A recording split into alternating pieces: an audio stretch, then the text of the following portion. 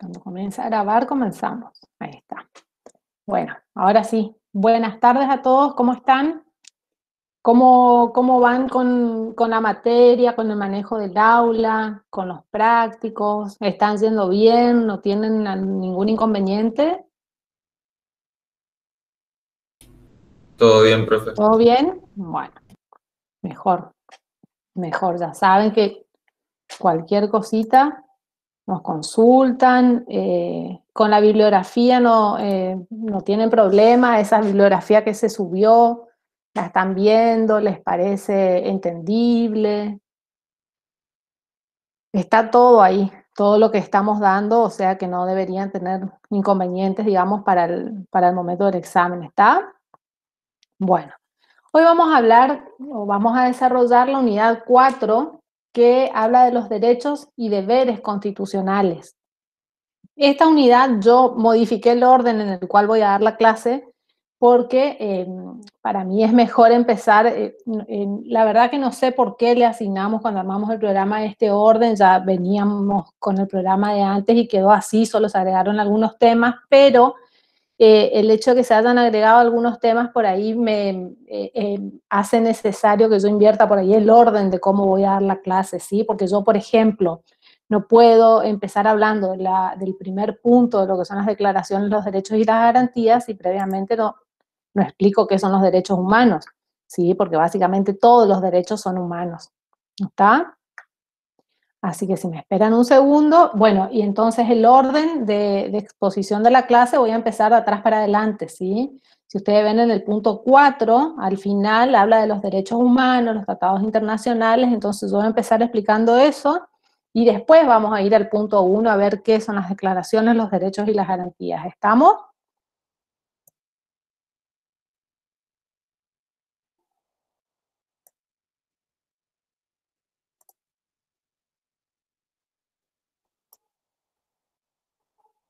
Si tienen alguna pregunta, me interrumpen.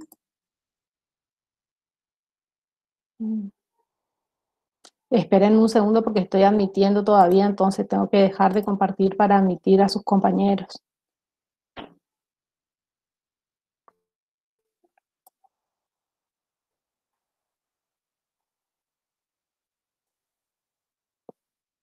Bueno, vamos a empezar a ver un poquito qué son los derechos humanos, ¿sí? Nosotros para poder explicar lo que es el punto 1, lo que son las declaraciones, los derechos y las garantías que están consagrados en la Constitución, primero tenemos que saber que todos los derechos que están regulados en la Constitución son humanos, ¿sí? ¿Por qué son humanos?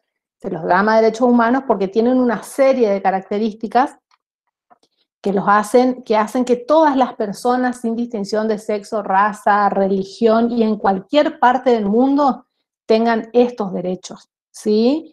Y quiero que quede claro una cosa antes de empezar a hablar de esto, que si bien la Constitución habla de declaraciones, derechos y garantías, que estén consagrados o que estén regulados en la Constitución, no quiere decir que estos derechos nazcan a partir de la regulación constitucional, porque la Constitución lo que hace simplemente es reconocerlos, ¿sí? No es que la Constitución crea estos derechos, sino que ellos están reconocidos en la Constitución. Se dice, a ver, esperen un ratito porque si no admito, no puedo continuar. Ahí está.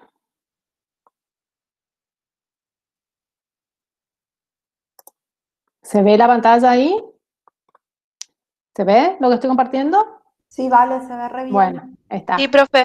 Bueno, entonces los derechos humanos, el término o la expresión derechos humanos viene de antigua data, de allá de cuando se produjo la Revolución Francesa en Francia en 1789, y se dice que fue en esa oportunidad en que se dio un concepto o se empezó a hablar del término derechos humanos, y es lo que dice acá en el Power, que tal categoría la categoría de los derechos humanos reconoce su génesis histórica en la expresión acuñada en 1789 por la Revolución Francesa, cuando dio en llamar derechos humanos o derechos del hombre a una serie de atributos o caracteres, ¿sí?, que son propios de cualquier ser humano, por eso se llaman derechos humanos, ¿sí?, y que estos derechos son inherentes a la persona, al ser humano, por su sola condición de ser humano, por su sola condición de tal.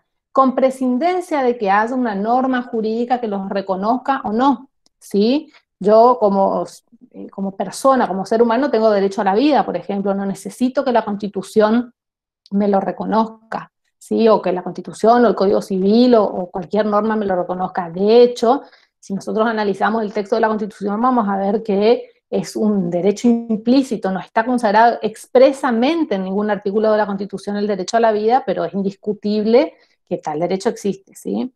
Entonces, estos derechos, como dije, son humanos porque no son inherentes a las personas, es un atributo de la personalidad, todos los seres humanos lo tenemos, y tienen, la doctrina ha establecido una serie de caracteres para denominar a estos derechos, o sea, dice que los derechos humanos tienen las siguientes características.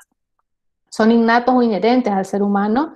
Todos nacemos con derechos, ¿sí? Por ejemplo, el derecho a la vida, el derecho a un nombre, el derecho, si se quiere, a una vivienda, son inherentes a la persona humana. Y la única intervención del Estado es al efecto de reconocerlos o declararlos o consagrarlos o protegerlos normativamente, pero no concederlos u otorgarlos. O sea, no dependo yo, mi derecho a la vida no depende de que el Estado me lo reconozca o no.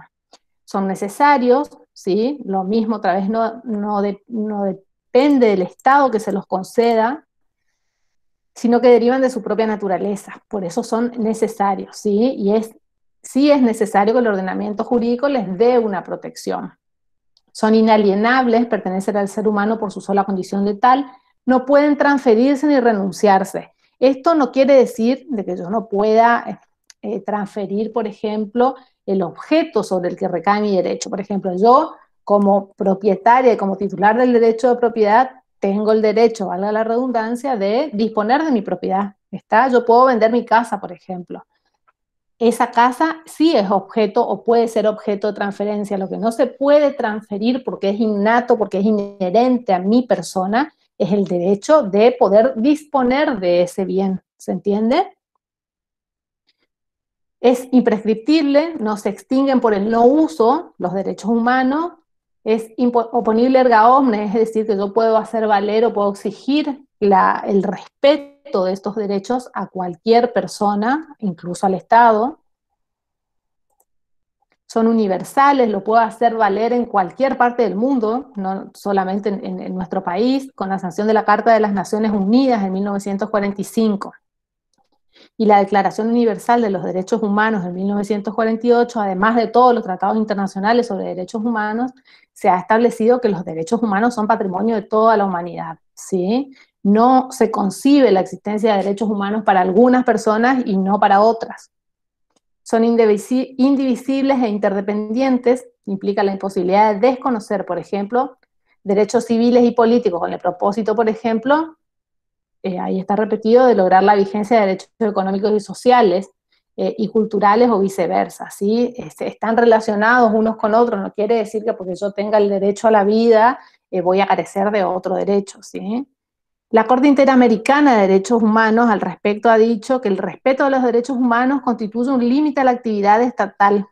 Esto es fundamental, y no solo a la actividad estatal, sino que es un límite a la actividad o al ejercicio de los derechos que hacen el resto de las personas, porque ahora vamos a ver que tradicionalmente se dice que mis derechos terminan cuando comienzan los derechos de los otros, ¿sí? Entonces la Corte al respecto dijo que los derechos humanos constituyen un límite a la actividad estatal, lo cual vale para todo, para cualquier órgano funcionario que se encuentre en una situación de poder. Tienen la obligación de respetar los derechos de las personas, los derechos humanos que hoy están muy protegidos por todas las normas jurídicas. Quizás antes no existían todos los tratados sobre derechos humanos que hay ahora, ¿sí? No quiere decir que en ese momento no hayan existido estos derechos, nada más que el reconocimiento y la mayor protección está en auge en este momento, ¿sí?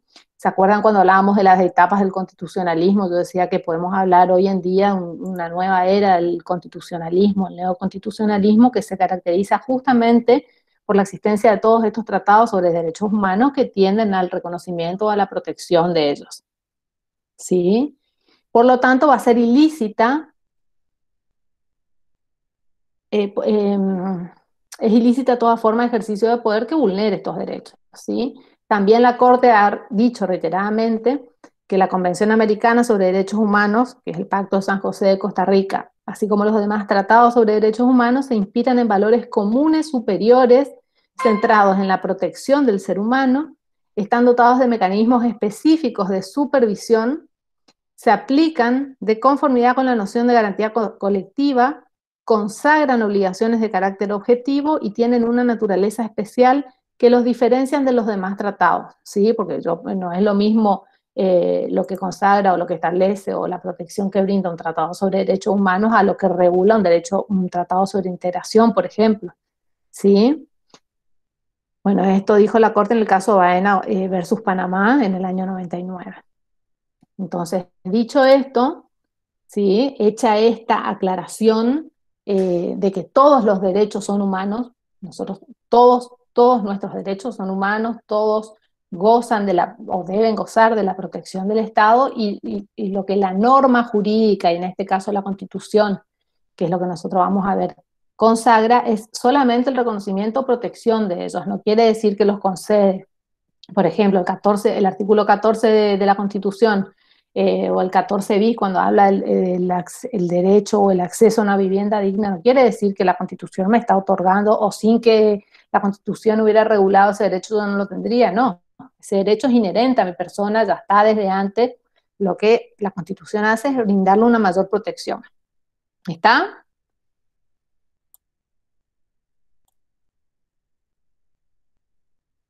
Bien, ahora sí, vamos a ir vamos a ir a la primera parte. ¿Se entendió eso? ¿Quedó claro esto? Sí, profe. Sí, bien. Ahora sí, vamos a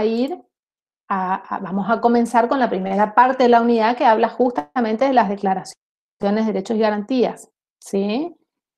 Reitero, todos los derechos que están en la Constitución, ella simplemente los reconoce, ¿sí? Los protege, no quiere decir que me los esté concediendo. La doctrina dice que para dar una definición, ustedes saben que nuestra Constitución tiene una estructura que es la parte dogmática, que es la primera parte, y la parte orgánica, que es la segunda parte, ¿sí? La parte dogmática, la primera parte, ¿cómo se dividía? Porque la parte dogmática a su vez se dividía en dos partes. ¿Cuáles eran esas dos partes? ¿Se acuerdan? Los que ¿Sí? trataban los derechos que se hicieron en la primera Constitución Ujú, Nacional, sí, eh, que eran de una clase de Constitución clásica, sí. y después la segunda parte que se hizo después de 1994, que era más Ujú. hacia la persona. Profe, Em, ¿puede a ser ver, declaraciones de derechos y garantías y la segunda parte, nuevos derechos y garantías? así es, no tiene que ver con que, porque en la primera parte también hay consagrados derechos de las personas, ¿sí? Nada más que es como que se ampliaron o se consagraron expresamente derechos que quizás antes ya existían, pero que no estaban expresamente regulados en la Constitución, ¿sí? Como por darles un ejemplo, la acción de amparo, recién se incluyó o se reguló expresamente en la Constitución con la reforma del 94, pero antes ya había una ley de amparo. Los derechos políticos, ejercemos derecho político, votamos, elegimos a nuestros representantes desde antes de la reforma constitucional del 94 y sin embargo recién con la reforma se incorporaron en los artículos 37 y 38 los derechos políticos, ¿sí? A ver un segundo porque me están otra vez pidiendo admisión. Ahí está.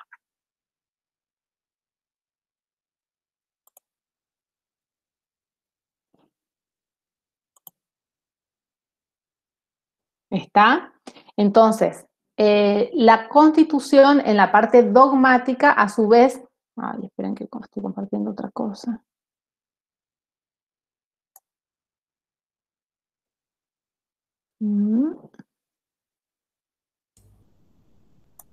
Me pierdo por ahí con... Esta es la segunda parte. Ahí está. La primera parte de la Constitución, que es la parte dogmática, se divide en dos partes. Las declaraciones de derechos y garantías, bueno, el preámbulo, ¿no es cierto?, que es la introducción. Después tenemos las declaraciones de derechos y garantías en el artículo 1 al 35, y en la reforma constitucional del 94 se incorporaron los nuevos derechos y garantías desde el artículo 36 al 43. ¿Qué dice la doctrina que son las declaraciones? Las declaraciones son enunciados solemnes sobre cuestiones importantes que sirven para caracterizar la organización política del Estado y su ideología funcional. Contienen principios y normas esenciales que hacen al Estado en su conjunto. Por ejemplo, la forma de Estado, la forma de gobierno. Esas serían declaraciones, ¿sí? La cuestión religiosa, que ahora vamos a ver qué pasa, qué sistema en ese sentido adopta nuestra Constitución, pero también dentro de las declaraciones podemos incorporar a los derechos porque, o están relacionados porque también, como dije recién, la Constitución no es que crea derechos, sino que los declara, los reconoce, los protege, ¿sí? Después tenemos los derechos, que en este sentido el término o la palabra derecho la tenemos que entender en sentido subjetivo, como facultad que tiene una persona de hacer tal o cual cosa, porque el término o la expresión derecho la podemos tomar en dos sentidos, en un sentido objetivo, que hace referencia a un conjunto de normas jurídicas, y en un sentido subjetivo, que hace referencia a una facultad o derecho, o una facultad o una atribución, o una potestad que yo como persona tengo para hacer tal o cual cosa. Y así la Constitución, la doctrina dice que los derechos, el concepto de derecho está referido a la suma de atributos que tiene una persona por su sola calidad de tal, resultando en tal sentido las posibilidades de hacer, dar, hacer o no hacer, ¿sí? Que están consagrados los derechos civiles en el artículo 14 de la Constitución. Y después tenemos las garantías, que son los mecanismos que la propia Constitución pone a disposición de los ciudadanos para hacer valer estos derechos cuando ellos han sido vulnerados, ¿sí?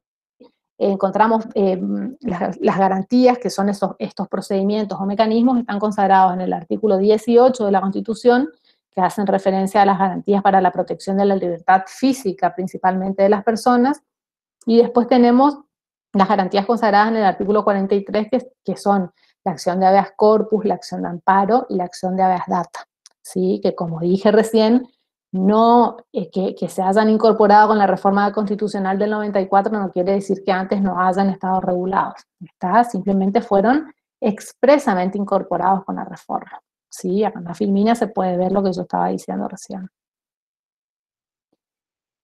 Luego vamos a ir a la clasificación y caracteres de los derechos. Nosotros podemos encontrar distintas clasificaciones de derechos de acuerdo a distintos criterios que se pueden tomar. O sea, siempre que ustedes hagan clasificaciones, las clasificaciones varían según el autor que ustedes tomen, ¿sí? No quiere decir que haya una sola clasificación exclusiva. No, según el autor que tomen, ustedes van a encontrar distintas clasificaciones de los derechos. Yo siempre explico una clasificación de derechos que tiene en cuenta tres criterios, ¿sí? El criterio del titular del derecho, ¿sí? Y en ese sentido, el titular del derecho puede ser una persona individual o un conjunto de personas, y en ese caso el derecho se clasificaría como individual o colectivo. Según el contenido del derecho, este puede ser un derecho de naturaleza o de característica civil, político, un derecho público, ¿sí? Y según el momento en que estos derechos han aparecido, o más bien han sido reconocidos, podemos clasificarlos como derechos de primera, segunda y tercera generación. En el cuadrito que se ve acá, se ve un poco eso, ¿sí? Esta es una clasificación de derechos que según su contenido, pueden ser individuales o colectivos, según el orden de su consagración, o sea, la época histórica en la que fueron reconocidos, pueden ser de primera, segunda y tercera generación. Según que se encuentren, esta es otra clasificación, según que se encuentren o no expresamente reconocidos, pueden ser enumerados o no enumerados e implícitos, ¿sí? Esto es decir, pueden estar expresamente regulados o consagrados en la Constitución, como por ejemplo el derecho a la libre circulación, que está en el artículo 14, pero puede haber también, yo puedo tener un derecho que sea implícito. Los derechos implícitos están regulados en el artículo 33 de la Constitución, ahora vamos a ver.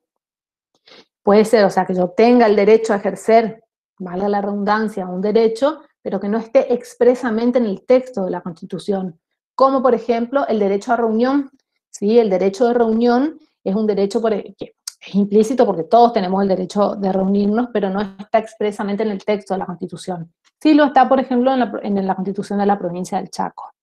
Después tenemos, según su exigibilidad, pueden ser operativos y programáticos. ¿Se acuerdan que en una de las clases pasadas yo expliqué cuáles eran los derechos operativos y cuáles eran los programáticos? ¿Se acuerdan?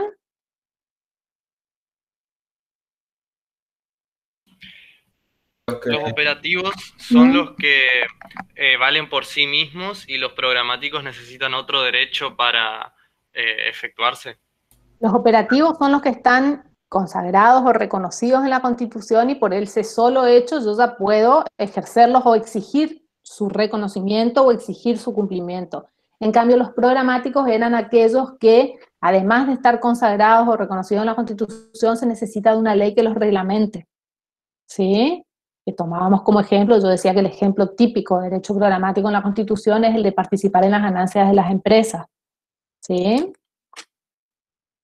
Bueno, según su contenido, entonces, relacionado con el primer cuadrito tenemos los individuales y los colectivos. Dentro de los individuales tenemos el derecho, básicamente los derechos que están consagrados en el artículo 14 de la Constitución. ¿Sí? El artículo 14 dice que todos los habitantes de la nación gozan de los siguientes derechos conforme a las leyes que reglamentan su ejercicio. ¿Sí? Y ahí tenemos de trabajar, de navegar y comerciar, de circular, de peticionar ante las autoridades, de transitar, de publicar las ideas por la prensa sin censura previa, etc. Y a su vez, estos derechos individuales, por su naturaleza o por su contenido, se pueden clasificar en derechos económicos y sociales, conocer el derecho a trabajar, los derechos personalísimos, como el derecho al nombre, por ejemplo, los derechos cívicos o derechos también llamados derechos políticos, los derechos civiles, ¿sí? Derecho civil, por ejemplo, sería el derecho a enseñar y aprender, ¿sí? El derecho de asociación, el derecho de reunión. Y después se dice que los derechos colectivos son aquellos que pertenecen o se reconocen a toda la sociedad o a un grupo de personas, ¿sí? Y dentro de ellos podemos encontrar el derecho a un ambiente sano y equilibrado, que está regulado en el artículo 42, los derechos de los usuarios y los consumidores, ¿sí? Entonces, estos derechos que se incorporaron o se reconocieron expresamente en la Constitución con la reforma del 94 pueden ser ejercidos por una sola persona por sí misma, digamos. Yo, si entiendo que hay una violación al derecho ambiental, yo puedo reclamar la protección de ese derecho, pero ese derecho pertenece a toda la sociedad, no solo a mí. Según la época de su aparición, era el otro criterio de clasificación, y ahí tenemos los de primera, segunda y tercera generación, teniendo en cuenta el momento histórico en el que aparecieron, ¿sí? ¿Cuáles serían los de primera generación? Los primeros que se consagraron o reconocieron con la reforma, cuando se sancionó la Constitución en 1853, que son, por ejemplo, ¿cuáles? De estos que estuvimos viendo antes. Los que están, por ejemplo, en el artículo 14 de la Constitución, los derechos civiles, económicos, así consagrados, esos son de primera generación porque ya cuando se sancionó la Constitución en 1853, ahí ya fueron reconocidos, ¿sí? Después se llaman derechos de segunda generación a los derechos que se incorporaron con la reforma constitucional de 1957, a través de la cual se incorporó el artículo 14 bis en la Constitución, que habla de los derechos de los trabajadores, los derechos de los gremios, los derechos de la seguridad social, ¿sí? Tengan en cuenta ustedes que estos derechos sociales o estos derechos de segunda generación no es que se crearon con esa reforma, se reconocieron con esa reforma constitucional, tienen un reconocimiento mucho más remoto. Dice la doctrina que ya en el gobierno de Irigoyen fueron reconocidos estos derechos, aunque generalmente la sociedad y la doctrina y todo el mundo los identifica con el gobierno de Perón, ¿sí? Durante el gobierno, la presidencia de Perón en 1949, se hace una reforma constitucional y se incorporan estos derechos. Luego, en el año 1955, se produce un golpe de Estado, que ¿qué hace de ese golpe de Estado? Que se llamó Revolución Libertadora. Derogó o dejó sin efecto esa reforma que había hecho Perón y por lo tanto estos derechos quedaron otra vez en la nada, dejaron de estar regulados y se volvió a la Constitución de 1853. ¿Qué hace la Revolución Libertadora? O sea, este gobierno de facto convoca ¿sí? a una convención constituyente para hacer la reforma de la Constitución, y ahí fue que en 1947, con esa reforma constitucional, se incorpora el artículo 14 bis. dice la doctrina, ¿no es cierto?, que esta reforma no tuvo mucha legitimidad porque, fíjense ustedes que fue convocada por un gobierno de facto, pero así todo es sumamente relevante porque es la que consagra definitivamente estos derechos de nuestra Constitución. Y finalmente tenemos los derechos de tercera generación, que se dice, o dice la doctrina, que son los que se incorporaron con la reforma constitucional del 94 y que son los llamados derechos colectivos o de incidencia colectiva, los derechos ambientales, los derechos de los usuarios y los consumidores, la acción de amparo colectiva consagrada en el artículo 43, ¿sí? Esos serían de tercera generación. Y ya un sector de la doctrina, hoy imagínense que nosotros estamos dando clases virtuales, considera que ya estamos en presencia de una cuarta generación de derechos, que serían ¿cuáles? ¿Cuáles están hoy en día así en súper auge? ¿Qué derechos? Si yo, por ejemplo, se publica algo injurioso sobre mi persona por la prensa, a través de ¿qué pasó con Google y Cristina Fernández de Kirchner? ¿Escucharon algo de eso? Que Cristina Fernández ganó una demanda contra Google porque, sí, escucharon eso.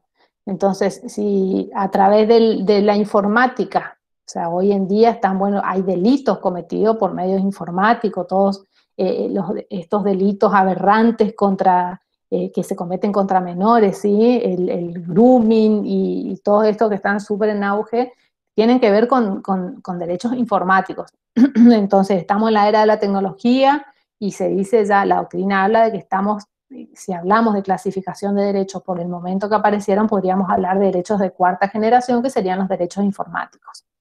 ¿Sí?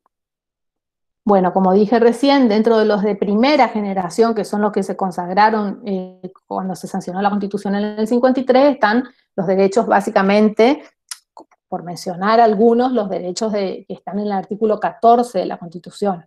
Ni hablar de los derechos personalísimos, que son los derechos humanos que explicaba yo recién, que son el derecho a la vida, al nombre, a la integridad, a la libertad, ¿sí? Los derechos civiles, la igualdad ante la ley, la igualdad entre nacionales y extranjeros, los derechos cívicos, ¿sí? Que son estos, reunión, asociación, petición, también llamados derechos públicos, los derechos políticos, pero en realidad los derechos políticos, sí, los derechos políticos vendrían a ser de tercera. Son de primera generación porque existieron siempre. Lo que pasa en la Constitución recién se reconocieron con la reforma del 94. Bueno, esto ya hablamos, los de segunda generación son los sociales, los derechos sociales del trabajador, de los gremios, que ahora vamos a ver bien un poco más adelante en qué consisten, que están consagrados en el artículo 14 bis de la Constitución, que tiene básicamente 3 partes, ¿sí? Reconoce los derechos de los trabajadores en forma individual, los derechos colectivos de los gremios y los derechos de la seguridad social, la protección de la familia, ¿sí? Y bueno, los de tercera generación, que son los que decíamos recién, los ambientales, los de los usuarios y los consumidores. Los ambientales están consagrados en el artículo 41, ¿sí? Eso lo vamos a ver un poco más adelante. Desarrollamos un poco más lo que es la protección del medio ambiente. Los usuarios y los consumidores están consagrados en el artículo 42, aunque ustedes ya vieron, desarrollaron bastante este tema seguramente en la materia de fundamentos de derecho civil. ¿Es así? Sí, profe. Bien.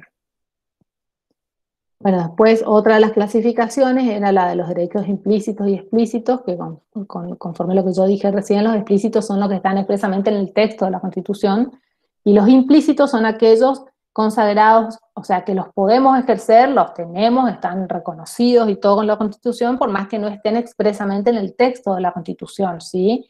En el artículo 33 de la Constitución habla de los derechos implícitos y dice que son todos aquellos que nazcan del principio de soberanía popular y de la forma republicana de gobierno.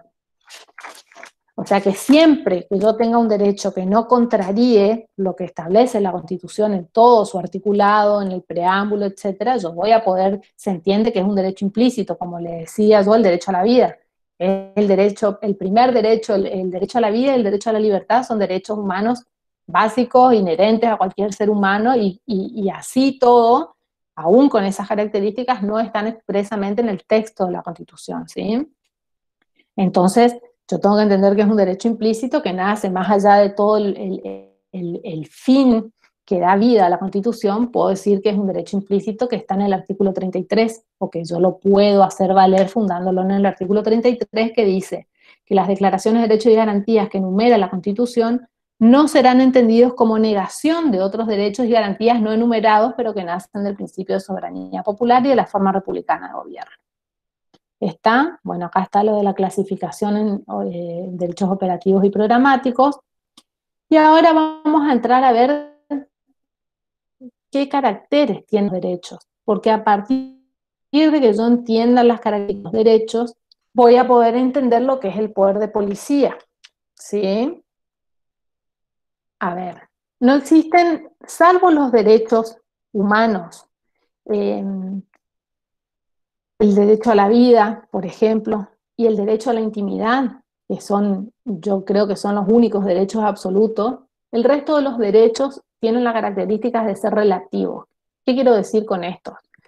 Hay una gran clasificación de derechos entre absolutos y relativos. Los derechos absolutos son aquellos que de ninguna manera pueden limitarse, pueden ser reglamentados. El Estado no me puede decir a mí cómo yo debo ejercer ese derecho, ¿sí? Porque son derechos humanos básicos, primordiales, inherentes de todas las personas humanas, y el Estado no puede, ni el Estado ni nadie puede reglamentarme, ni limitarme, ni vulnerarme esos derechos. Imagínense si alguien vulnera el derecho a la vida. Si alguien comete homicidio, va preso, es un delito, ¿se entiende? Hay muy poquísimos derechos que son absolutos, como más allá de que hoy en día, y en algunos aspectos, y se acuerdan que alguien, cuando empezábamos la materia, alguien hablaba mencionó por ahí el tema del aborto, y bueno, es una cuestión muy discutible, a ver si el Estado puede reglamentar o no el derecho a la vida en este sentido, ¿sí? El derecho a la libertad de conciencia. ¿Puede alguien decirme a mí cómo tengo que pensar? Una vez, o sea, nadie puede, ni el Estado ni nadie me puede imponer a mí qué religión yo puedo adoptar, por ejemplo, o qué ideología política puedo adoptar, porque son derechos absolutos, no son susceptibles de reglamentación, son inherentes al fuero interno de la persona, ¿está? Y después, en la otra vereda están la gran mayoría de los derechos que tienen la característica de ser derechos relativos. ¿Por qué son relativos? Porque permiten que el Estado efectúe una reglamentación de estos derechos para que todos podamos ejercerlos y para que se pueda lograr una convivencia armónica, ¿sí?, en la sociedad. Fíjense lo que dicen, lo que van diciendo las filminas, caracteres de los derechos. Bueno, en principio todos los habitantes del Estado Nacional tenemos derechos, ¿sí? Ya que están consagrados en el preámbulo. El artículo 14 reconoce derechos, ese es uno de los artículos que reconoce derechos, ¿sí? Y acá está la característica principal que yo le estoy diciendo de absolutos y relativos. No son absolutos los derechos, salvo contadísimas excepciones como esta que yo le estaba mencionando. Los derechos, la mayoría son relativos. ¿Por qué? Porque el Estado puede decirme a mí cómo yo debo ejercer ese derecho, ¿sí?, para que otras personas u otros ciudadanos también los puedan ejercer. Entonces dice acá, por razones de orden y moral público, para que actúen en función social enderezada al bien común, ¿sí?, sea para hacer posible la convivencia, por el respeto de los derechos de los unos por los otros, lo que yo les decía hoy, o sea, mi derecho termina cuando comienza el derecho de los demás. Por ese fundamento, o sea, el Estado lo que debe resguardar o tratar de asegurar es que todos podamos ejercer en forma pacífica nuestros derechos. ¿Se acuerdan allá cuando en la bolilla 1 hablábamos de los grandes temas de la política, que eran cuáles? La libertad, el orden y el poder. O sea, todos somos libres para actuar, para ejercer nuestros derechos, etcétera. Pero para que haya un orden en la sociedad debe intervenir el Estado, y para que haya una convivencia pacífica en la sociedad y para que todos podamos ejercer nuestros derechos, ¿sí? Los derechos y garantías son susceptibles de reglamentación razonable. Ahora vamos a ver bien cuáles son los artículos que hablan de esto, pero las leyes reglamentarias no pueden alterarlos, desnaturalizarlos o desvirtuarlos, porque siempre las reglamentaciones deben ser razonables. ¿Sí? Bueno.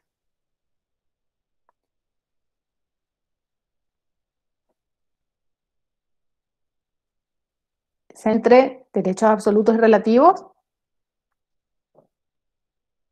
¿Se entendió todo lo que yo vine explicando hasta ahora? Sí, ¿Puedo profe. seguir? Sí, ¿Se siga. entendió bien? Bueno, acuérdense siempre de esto, las clasificaciones, decía la doctora Guinea, que era nuestra titular de cátedra cuando yo empecé, las clasificaciones no son buenas ni malas, o sea, todo depende del criterio que se adopte para hacer una clasificación, ¿sí? Ustedes siempre que hagan una clasificación tienen que tener en cuenta el criterio que se adopta. En este caso, yo les decía, a ver, esperen que no sé qué estoy compartiendo, que yo para hacer la clasificación de los derechos tenía o tomaba en cuenta esos tres grandes criterios, ¿sí? El momento, la naturaleza del derecho, el contenido del derecho, el momento en el que aparecieron y el titular, ¿sí? Para mí es la clasificación más fácil, porque hay millones de clasificaciones, entonces yo tengo en cuenta esos tres criterios y es más fácil para mí después hablar de los otros. ¿Se entiende? El momento de aparición, el titular y el contenido, ¿sí? Porque van a encontrar miles de clasificaciones de acuerdo al autor que tome.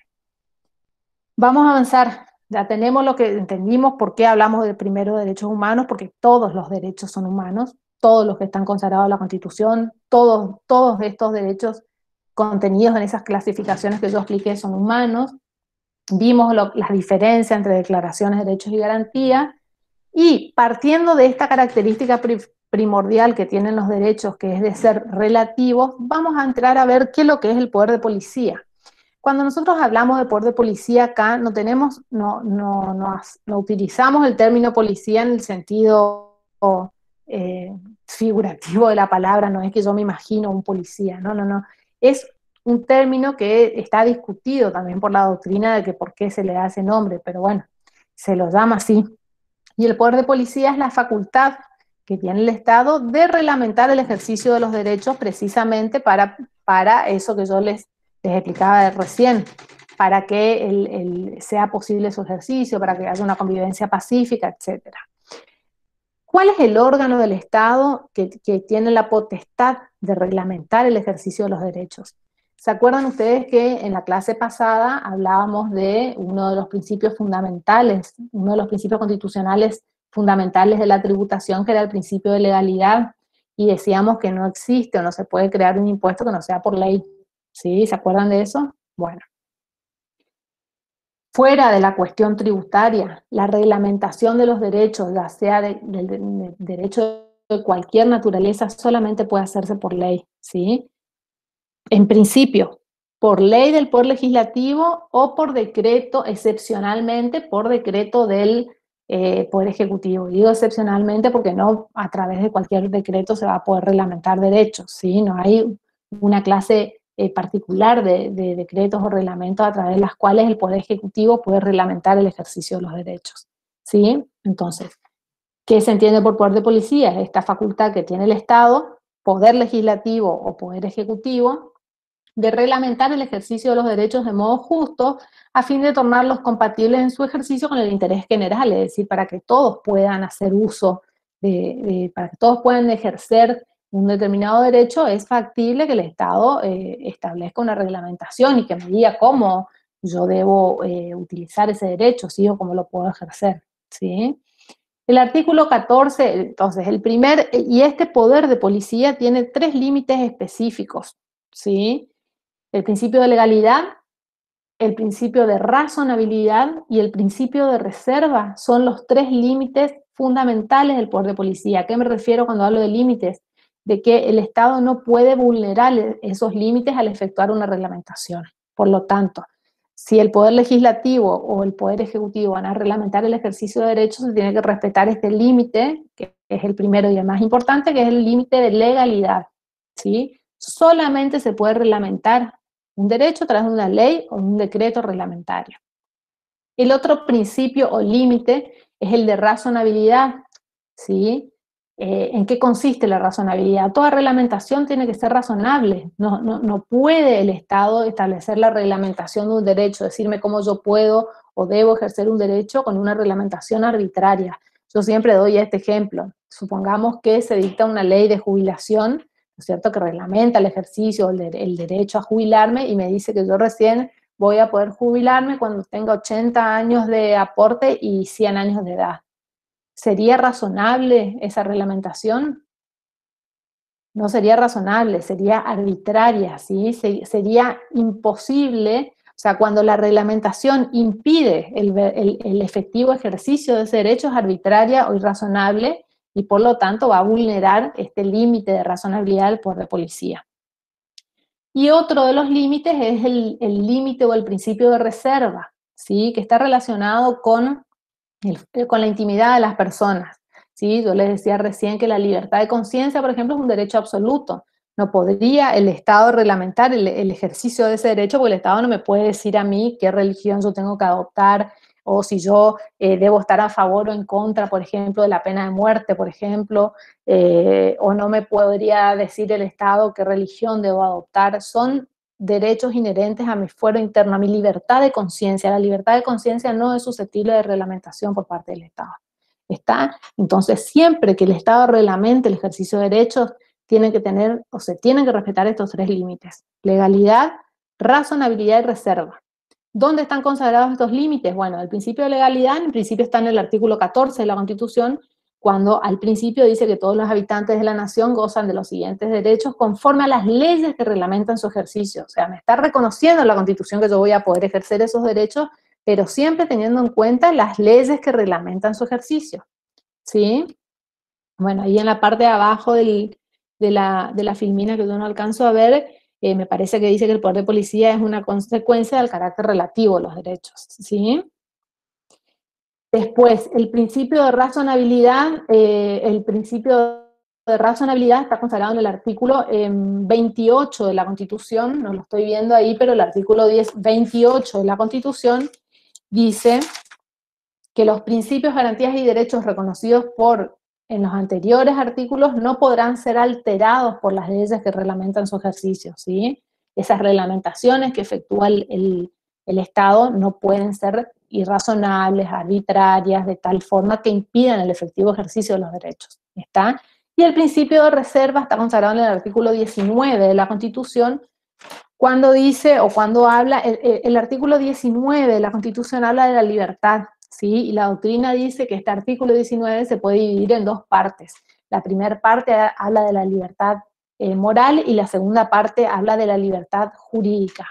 La primera parte del artículo 19, cuando la doctrina dice que habla de la libertad moral, dice que las acciones privadas de los hombres, que de ningún modo ofendan el orden y la moral pública, están solo reservadas a Dios y exentas de la autoridad de los magistrados.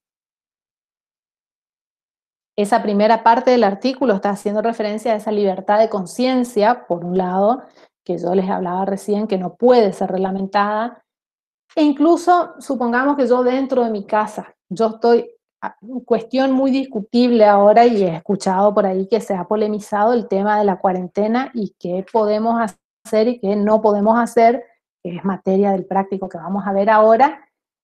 Pero en una de las limitaciones o las reglamentaciones que se establecieron para esta nueva forma de vida que estamos teniendo, una era el tema de las reuniones sociales, y que si se podían hacer reuniones sociales, reuniones en las casas, por ejemplo, tenían que ser adentro de la casa con un determinado número de personas. Obviamente siempre hay gente a favor y en contra, pero una de las críticas que se le hacía era que el Estado estaba vulnerando precisamente esa libertad moral de la cual habla la primera parte del 19, porque las acciones privadas de los hombres, si yo estoy haciendo una determinada cosa adentro de mi casa, el Estado no tiene por qué, o no debería decirme cómo debo ejercer ese derecho. Cuestión, o sea, súper cuestionable, súper debatible. Yo no quiero decir con esto que está bien o que está mal, porque siempre acuérdense de que la accionar del Estado tiende o busca la protección del interés común y el interés general, ¿sí? Entonces, siempre que el Estado esté reglamentando el ejercicio de los derechos, y en este caso, qué mejor ejemplo de reglamentación del ejercicio de derechos que estamos teniendo hoy en día es todo esto de la pandemia, la cuarentena, etc.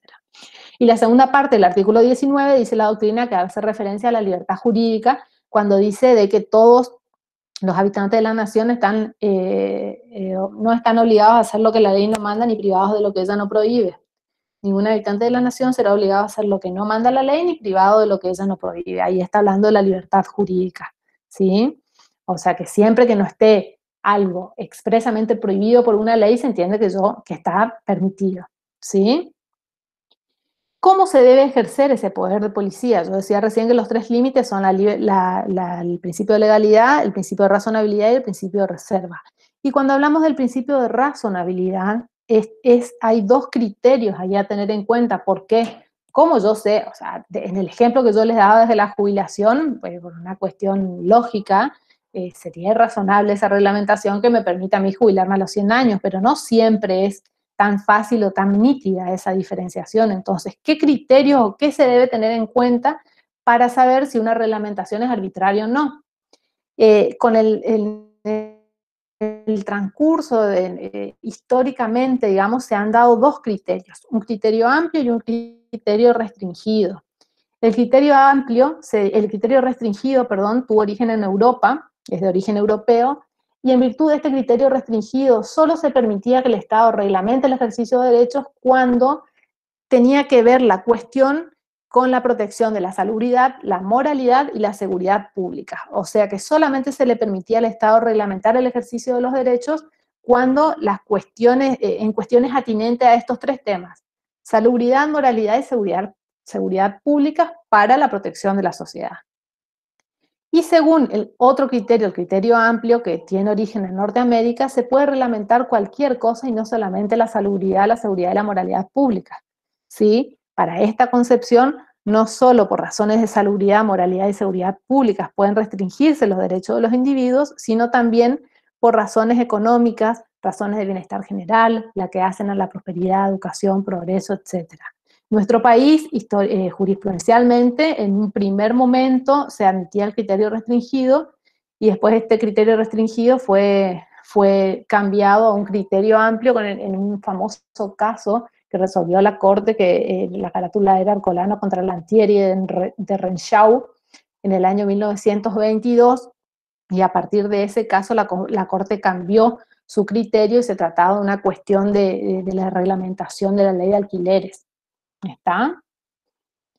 Entonces, reitero, antes de 1922, nuestro país, para reglamentar el ejercicio de los derechos o para el ejercicio del poder de policía, utilizaba un criterio restringido, y a partir de ese famoso caso jurisprudencial, la Corte cambió el criterio, y a partir de ahora cualquier cosa es reglamentable, ¿sí? No solamente cuando esté comprometida o cuando se tienda a proteger la salubridad, la seguridad y la moralidad pública, sino en diversas cuestiones, ¿sí? Amplias. Se fundamenta el derecho, el ejercicio del poder de policía en lo que yo decía recién, o sea, partiendo de los grandes temas de la política que veíamos en la unidad 1, para que haya una sociedad ordenada, yo tengo libertad para actuar, pero tiene que haber un orden, o sea, el Estado tiene que ejercer su poder político, ¿se acuerdan? Y a través del poder establecía el orden en la sociedad, y el instrumento a través del cual lo hacía era el derecho, ¿sí? Porque siempre el interés social es más importante que el interés individual. El ejercicio de derechos no debe ser perjudicial para nadie, todo esto que dicen las filminas es lo que yo estaba diciendo recién, ¿sí? Esto repito otra vez lo que yo dije: el poder de policía es la reglamentación, es la facultad reconocida al Poder Legislativo y al Poder Ejecutivo por el artículo 14 de la Constitución Nacional y con el alcance y límite previsto por el 28. Los derechos son relativos, los derechos reconocidos por la Constitución no son absolutos sino relativos. Esto quiere decir que todos los derechos pueden ser limitados y restringidos a través de su reglamentación. Bueno, ¿se entendió esto? A ver qué más dice acá. Bueno, competencia del Poder Legislativo y Ejecutivo, la razonabilidad, el bienestar general, legalidad, razonabilidad, los principales límites, y la reserva, la agrego yo, del artículo 19. El principio de legalidad, en el 19, segunda parte: ningún habitante de la nación está obligado a hacer lo que no manda la ley, ni privado de lo que ella no prohíbe. Bueno, el objetivo del principio de legalidad, como le dije, es tratar de lograr una convivencia pacífica y que todos podamos ejercer nuestros derechos en una sociedad en orden y siempre teniendo en miras el interés general o el interés común, que es lo que fundamenta, o el fin principal que fundamenta el accionar del Estado. Esto ya lo dijimos. La razonabilidad, el artículo 28 hace referencia al contenido de la reglamentación, ¿sí? Acá dice, la norma reguladora de un derecho fundamental debe ser idónea para el logro del fin que se busca alcanzar mediante su dictado. Lo razonable es lo proporcionado al efecto, o sea, sí, que la reglamentación sea correcta para que se pueda lograr el fin perseguido con la norma, ¿sí? Si yo lo que quiero es que la gente se jubile, no le puedo imponer un tope de que se jubile a los 100 años porque no sería razonable y porque no se estaría cumpliendo con el fin que persigue el Estado de organizar la sociedad y de reconocer los derechos. ¿Me siguen hasta acá? Voy hablando muy rápido, yo voy mirando la hora y me agarro el apuro. ¿Vamos bien hasta acá? ¿Van entendiendo? ¿Alguna pregunta o continúo?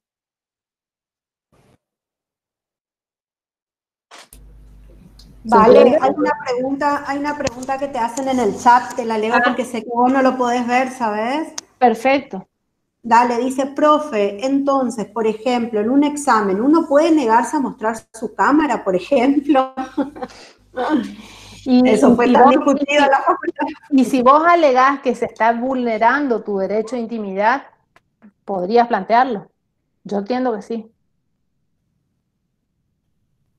Ahora, vos podés negarte a mostrarme a prender tu cámara, pero yo... ¿Sí? ¿Puedo intervenir? Sí. Bueno, con respecto a eso, justamente lo hablé con mis hijos porque ellos plantean la misma situación y este caso es muy similar a cuando, por ejemplo, la policía que hace control de documentación, la policía de tránsito, pide que se presente documentación y uno tiene derecho a negarse, porque no hay una orden judicial que establezca que uno tenga que mostrar lo que tiene dentro del auto, o tampoco hay una orden, por ejemplo, tu derecho a la intimidad hace que vos te puedas negar a mostrar el espacio donde estás rindiendo el examen.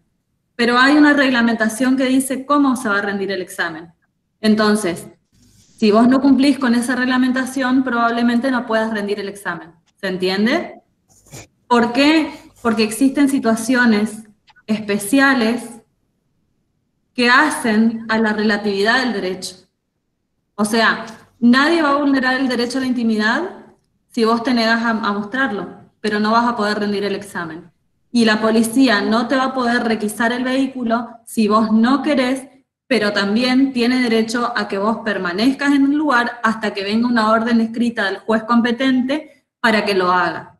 Si tenés el tiempo para que venga la orden escrita, podés esperar. Generalmente uno cede esos derechos ante la necesidad de continuar circulando o ante la necesidad, por ejemplo, de rendir un examen. No sé si me explico. Son derechos relativos ante los cuales uno cede para poder acceder a otros derechos. Por ejemplo, el de rendir. Esta modalidad que se está dando de la virtualidad exige que los exámenes sean así. No te imponen que abras tu cámara en el sentido de que... Para controlar lo que tenés en tu casa, digamos. Y claro, y que vos te podés negar, ¿me explico?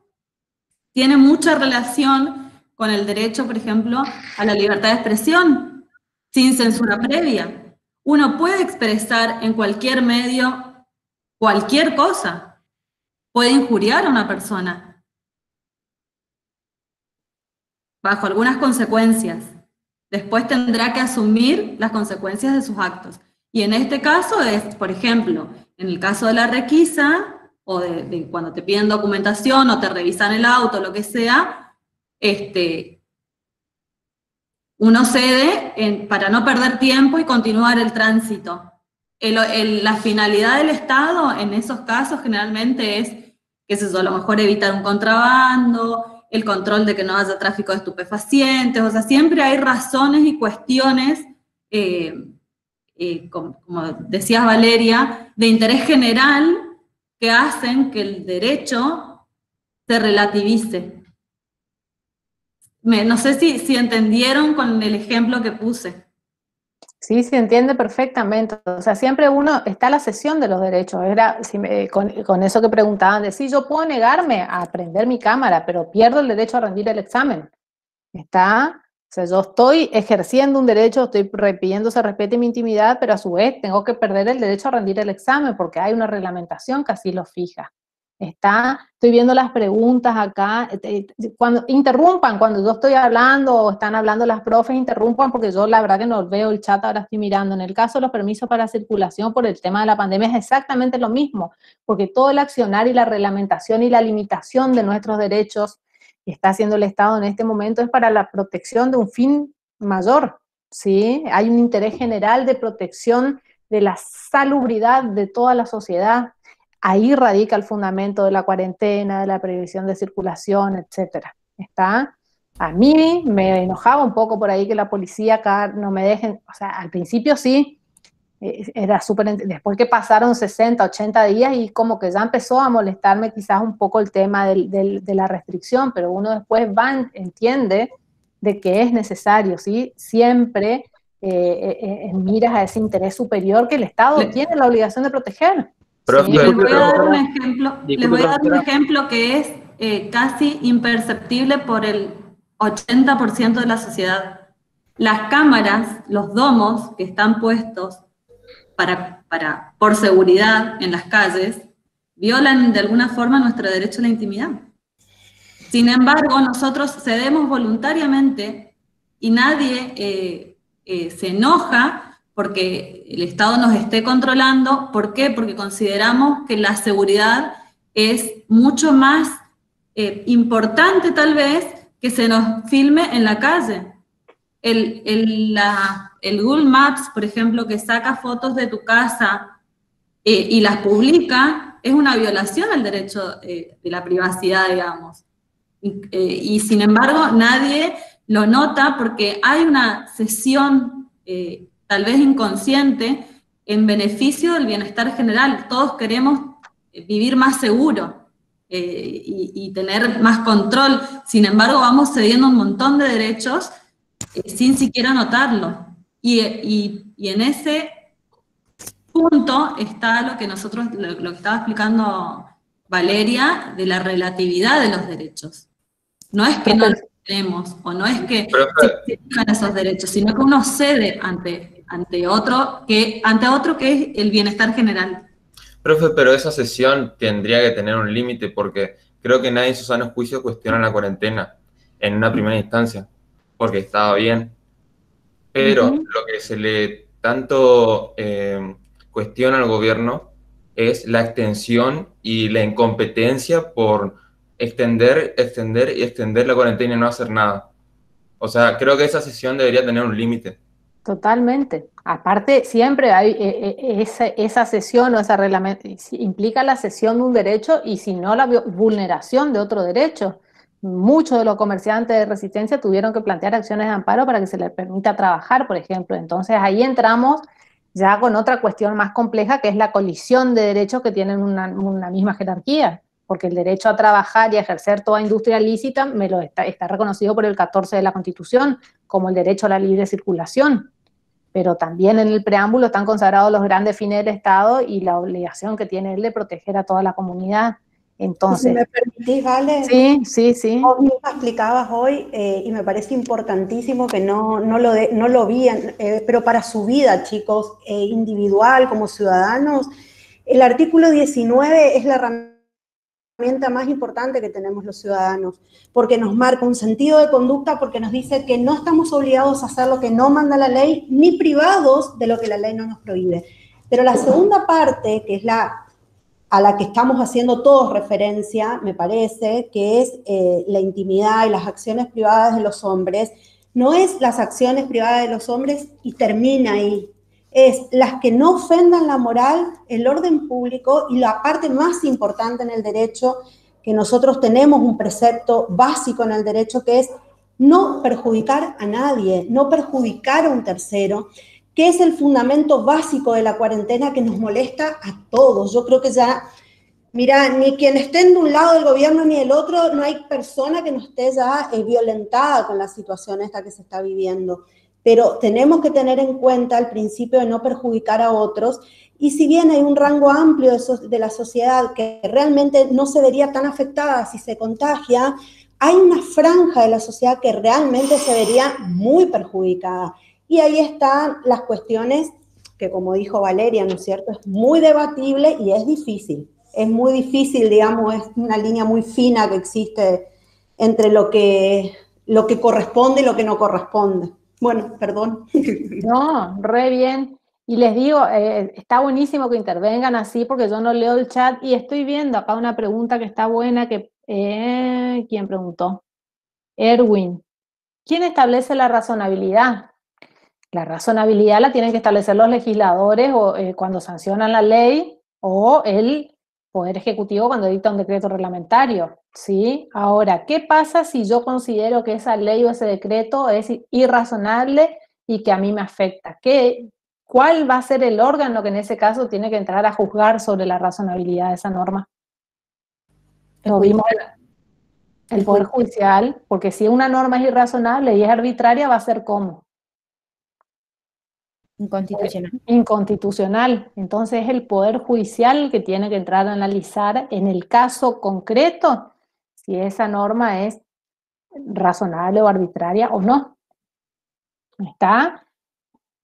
Fíjense cómo se va relacionando todo, lo que veíamos la clase pasada cuando yo daba el ejemplo de la ordenanza municipal. ¿Qué se controlaba ahí?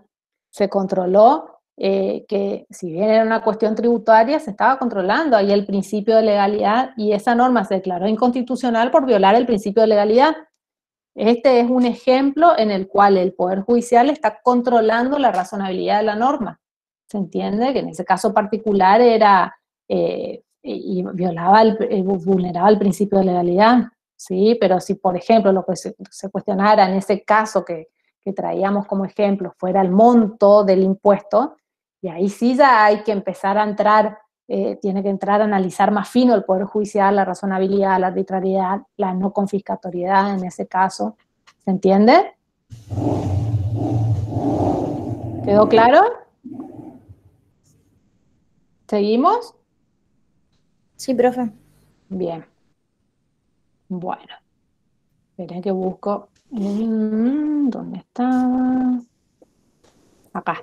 Y bueno, y después del programa seguimos con el tema de los derechos civiles, ¿sí? Y la libertad. Para que yo pueda empezar a hablar de las clases de derechos civiles, de cuáles son los derechos civiles, qué es el derecho a la igualdad, cuáles son los derechos de los extranjeros, etcétera, tengo que hablar en primer lugar de la libertad, ¿sí? Bolilla 1, 3 grandes temas de la política: libertad, el orden y el poder. Si yo no soy libre, no puedo ejercer ninguno de los derechos que la Constitución me reconoce. Si yo no tengo libertad, no puedo ejercer un derecho civil, no puedo ejercer un derecho político, no puedo reclamar por la vulneración al derecho a la igualdad. ¿Está? Entonces el presupuesto básico, un derecho humano fundamental, es el derecho a la libertad y es el presupuesto para que yo pueda ejercer el resto de los derechos, es el presupuesto para que el Estado pueda ejercer ese poder de policía reglamentándome los derechos, etc. Si yo no soy libre, no puedo ejercer ninguno de los derechos que la Constitución me reconoce. ¿Dónde está consagrado el derecho a la libertad? En el primer lugar, en el preámbulo, ¿sí? O sea, el preámbulo... Ay, mi teléfono enloqueció y se prende y se apaga, no sé qué le pasó. Bueno, en el preámbulo ya dice, en una de las partes del preámbulo dice que se debe asegurar los beneficios de la libertad para nosotros, para nuestra posteridad y para todos los hombres del mundo que quieran habitar en el suelo argentino. O sea que el derecho a la libertad ya está consagrado en el preámbulo.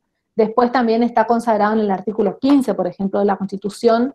Bueno, históricamente en la Asamblea del año 13 ya se habló de la libertad, ¿no es cierto?, cuando se consagró la libertad de vientres y todos los esclavos que ingresaban al país quedaban libres por el solo hecho de pisar el suelo argentino. ¿Sí? ¿Alguien me iba a preguntar algo? Bueno, después está consagrado en el artículo 15 de la Constitución, que dice que en la nación argentina no hay esclavos, ¿sí? Los pocos que hoy existen quedan libres desde la jura de la Constitución. Todo contrato de compra y venta de personas es un crimen, de que serán responsables los que lo celebren. Bueno, los esclavos que de cualquier modo se introduzcan al país quedan libres por el solo hecho de pisar el territorio de la República. La libertad es la facultad que tiene todo hombre de desenvolverse ejercitando sus derechos de un modo consciente y autónomo dentro y bajo la garantía de la ley. Es uno de los pilares, como recién les decía yo, del sistema democrático y el Estado de Derecho. Lo consagran el artículo, bueno, y el artículo 19 cuando habla de la libertad moral y legal. Lo que hablábamos recién, la primera parte del artículo 19, que habla de las acciones privadas de los hombres, pero como decía la profe Karin, que esas acciones privadas de ningún modo ofendan el orden y la moral pública, ¿sí? Que yo con el ejercicio de mi libertad y que mis acciones privadas no perjudiquen a un tercero. ¿Qué pasa si yo el lunes se me ocurre hacer una fiesta en mi casa y traigo un parlante con no sé cuántos watts, no sé cómo se dice, y a las 3 de la mañana me pongo a bailar en el patio de mi casa y a poner la música fuertísima? Estoy dentro de mi intimidad, estoy en mi casa, es una acción privada, ¿no es cierto? Pero esa acción privada mía está perjudicando ya a otras personas. Entonces, en ese caso, la acción deja de ser privada, porque ya pasa a afectar a otros. Y ahí sí es factible que el Estado me reglamente el ejercicio, que vengan, que los vecinos me denuncien, que bueno, sin ir más lejos ahora con el tema de la cuarentena, están prohibidas las reuniones sociales. Todos sabemos que la gente se junta lo mismo, y bueno, y estamos escondiéndonos a ver de juntarnos, de no juntarnos, y ver en la casa de quién nos juntamos para que el vecino nos denuncie. A ese punto llegamos, y eso estamos viviendo hoy en día.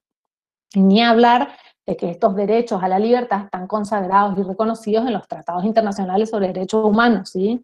El Pacto de San José de Costa Rica, el Pacto Internacional de Derechos Civiles y Políticos, etc. Los derechos civiles a la libertad, aspectos que comprende, bueno, todo esto estuvimos hablando recién. La libertad comprende distintos aspectos: libertad física, libertad de circulación, libertad de asociación, libertad de reunión, libertad de expresión, libertad de publicar mis ideas por la prensa sin censura previa, el derecho a la información, la libertad de yo poder elegir qué leo, qué no leo, la libertad de conciencia, la libertad de culto. Todos esos son aspectos de la libertad, ¿sí? El artículo 18 es el que establece las garantías para la protección de la libertad. ¿Sí? No estás compartiendo el power. Ah, ¿no? No, no Perdón. Ahí los chicos están alzando su voz. Y díganme en voz alta porque yo no... Perdón, yo estoy mirando el power, pero no los estoy mostrando que viva. A ver ahí está. Bueno, todo esto que vine diciendo está en el power, ¿no es cierto? Cuáles son los artículos de la Constitución en los que están consagrados, los aspectos que comprende, que era lo que decía yo recién. La libertad física, básicamente, y libertad de locomoción están garantizadas en el artículo 18 de la Constitución, y a su vez en el artículo 43 a través de la acción de habeas corpus, que vamos a ver en la bolilla 6, ¿sí? El derecho a la intimidad, las acciones privadas, que yo recién le decía en el artículo 19, el derecho a la intimidad, que está expresamente regulado. El derecho a la intimidad, bueno, también es un derecho implícito. No hay un artículo expreso de la Constitución que hable del derecho a la intimidad. Sí lo está, por ejemplo, el artículo 52 del Código Civil y Comercial. ¿A qué aspectos comprende la libertad? Bueno, la libertad de conciencia, del culto, de todo esto que les decía recién, a publicar las ideas por la prensa sin censura previa, la libertad de circular. A mí llegó, por ejemplo, ahora ya no, pero en los primeros momentos de la cuarentena, ¿se acuerdan que había policías por todos lados y te paraban y te preguntaban a dónde ibas?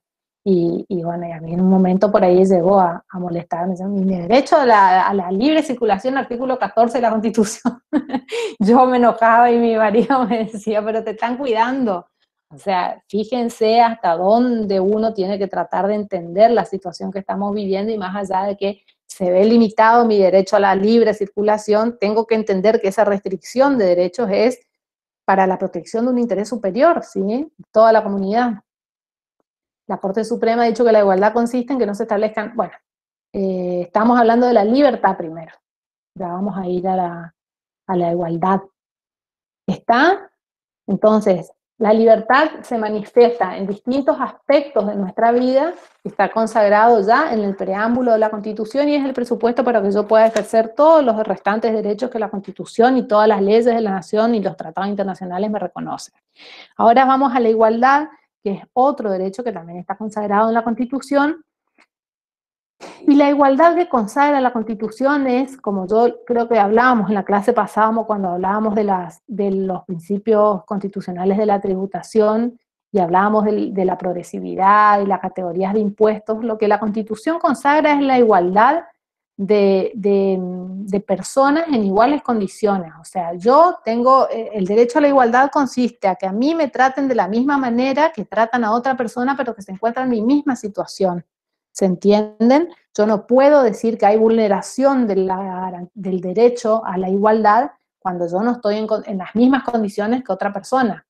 Por darles un ejemplo, yo trabajo en un juzgado, ¿no es cierto?, en la Cámara de lo Contencioso Administrativo, que después vamos a ver cuando lleguemos al final de la materia, que la Cámara de lo Contencioso Administrativo resuelve, por decirles, todas las cuestiones o todos los problemas que tengan los empleados públicos. Entonces, muchas veces tenemos demandas de empleados públicos reclamando el pago de una bonificación, por ejemplo.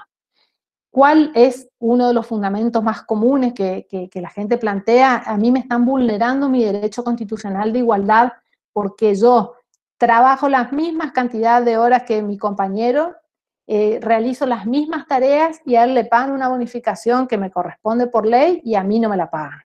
¿Se entiende? Entonces, en eso consiste la igualdad jurídica que consagra la Constitución. El trato igual a personas que se encuentran en una misma situación. Yo, por decirle, empleada pública, no puedo pretender cobrar lo mismo que un ministro, porque las funciones no son las mismas y ahí en ese caso yo no estoy en una situación de igualdad. ¿Se entiende? Este derecho de igualdad, de tratar a las personas de la misma forma, aquellos que se encuentran en una misma situación, está consagrada a lo largo de la Constitución. Ya, por ejemplo, en materia tributaria, el artículo 4 establece que la igualdad es la base de las cargas públicas, creo que decía así el artículo. Las contribuciones que equitativa y proporcionalmente imponga a la población del Congreso. No, perdón, me confundí. Sí, las contribuciones que equitativa y proporcionalmente a la población imponga el Congreso. Después en el artículo 16 de la Constitución, cuando habla de que la igualdad es la base del impuesto y las cargas públicas. ¿Sí? En distintos artículos de la Constitución está consagrado el derecho a la igualdad. A ver, ¿dónde más? ¿Qué otro les puedo mencionar como ejemplo? Bueno, el derecho de los nacionales y los extranjeros, en el artículo 20, los extranjeros tienen los mismos derechos civiles que los argentinos, ¿sí? En la única diferencia que se podría llegar a encontrar y que generalmente lo regulan o lo reglamentan las constituciones provinciales es en el ejercicio de los derechos políticos, ¿sí?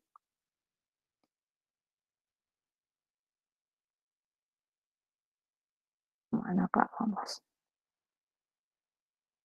El artículo 16 dice que en la nación argentina no se admiten prerrogativas de sangre ni de nacimiento. No hay en ellas fueros personales ni título de nobleza. Esto lo volvemos a ver cuando vemos la unidad 6, para entender cómo es el sistema de las garantías del debido proceso. Si en un juicio, por ejemplo, cuando una persona es sometida a juicio, ¿qué es lo que se tiene en cuenta para someter a juzgamiento a una persona o para aplicarle una pena? No su condición personal, sino el hecho que haya cometido.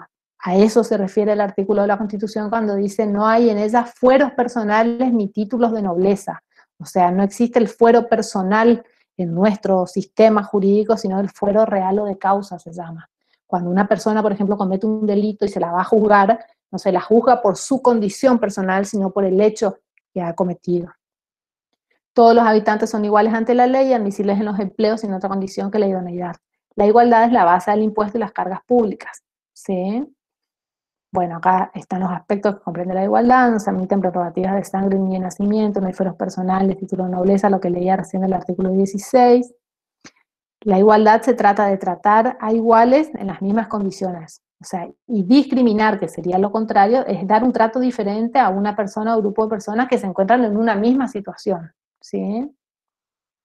Bueno, el derecho a la igualdad también está garantizado y reconocido por la Constitución y los distintos tratados internacionales. Los derechos de los extranjeros están consagrados en el artículo 20 de la Constitución Nacional y dicen que los extranjeros gozan en el territorio de la nación de todos los derechos civiles del ciudadano, pueden ejercer su industria, trabajar, ejercer el comercio, la profesión, poseer bienes, comprarlos, enajenarlos, etc. ¿Sí? ¿Cómo se adquiere la nacionalidad argentina? Hay 3 formas básicas de adquirir la nacionalidad argentina. Una es la nacionalidad, o sea, yo puedo ser nacional argentino nativo o por opción. O sea, nativo es si nací en el territorio nacional. Por opción se dice que yo puedo adquirir la nacionalidad argentina si mis padres son nacionales argentinos aunque vivan en otro país y yo haya nacido en otro país, entonces yo puedo optar por tener la nacionalidad de mis padres, o si no se puede adquirir la nacionalidad a través de la adquisición de la ciudadanía, ¿sí? Que eso está regulado en la ley de ciudadanía. Y los extranjeros gozan en nuestro país de todos los derechos que tenemos nosotros. O sea, en ese sentido somos iguales y como dije hace un ratito, la única diferencia por ahí sería para el ejercicio de derechos políticos, en cuyo caso se exige la ciudadanía. Aunque el artículo 20 de la Constitución, fíjense que habla, toma como sinónimos al término nacionales y ciudadanos, no hace una distinción en ese sentido. Yo voy siguiendo el programa. ¿Alguna pregunta? ¿Se entendió esto? Y finalmente el punto 2 de la unidad 4 habla del derecho de propiedad y las características del derecho de propiedad. Esperen que voy a dejar de compartir un ratito. Y me voy a ir a la que sigue.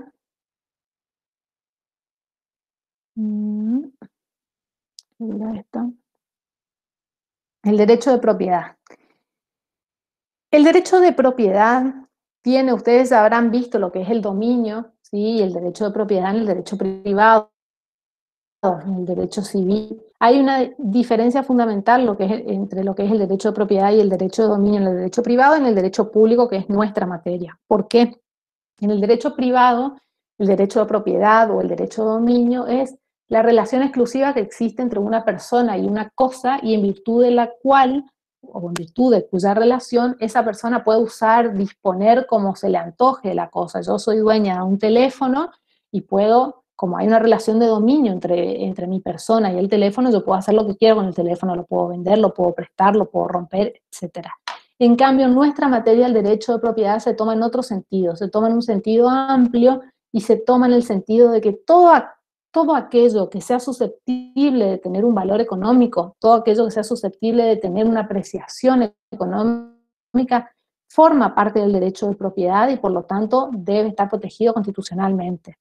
El derecho de propiedad está reconocido y consagrado en el artículo 17 de la Constitución cuando dice que la propiedad es inviolable y ningún habitante de la nación puede ser privado de ella sino en virtud de sentencia fundada en ley. Y ahí empieza a hablar de la expropiación, que es un instituto que vamos a ver en la bolilla 3. ¿Sí? Nadie puede privarme a mí de mi derecho de propiedad, pero cuando hablamos, reitero, del derecho de propiedad de nuestra materia en el derecho público, lo hacemos en un sentido amplio y esto fue establecido por la Corte. Por ejemplo, ¿qué sería? Mi teléfono es susceptible de la protección de la Constitución porque es algo que tiene un valor económico, ¿sí? Pero hay bienes que no son materiales, ¿sí? Que también tienen un valor económico y que forman parte de mi derecho de propiedad y por lo tanto yo puedo exigir que se cumpla, que se respete ese derecho y ante la vulneración de ese derecho yo puedo iniciar una acción judicial tendiente a su protección, ¿sí? Esperen que alguien me está pidiendo misión. ¿Se está viendo lo que comparto? No, profe. Bueno, esperen un segundo entonces.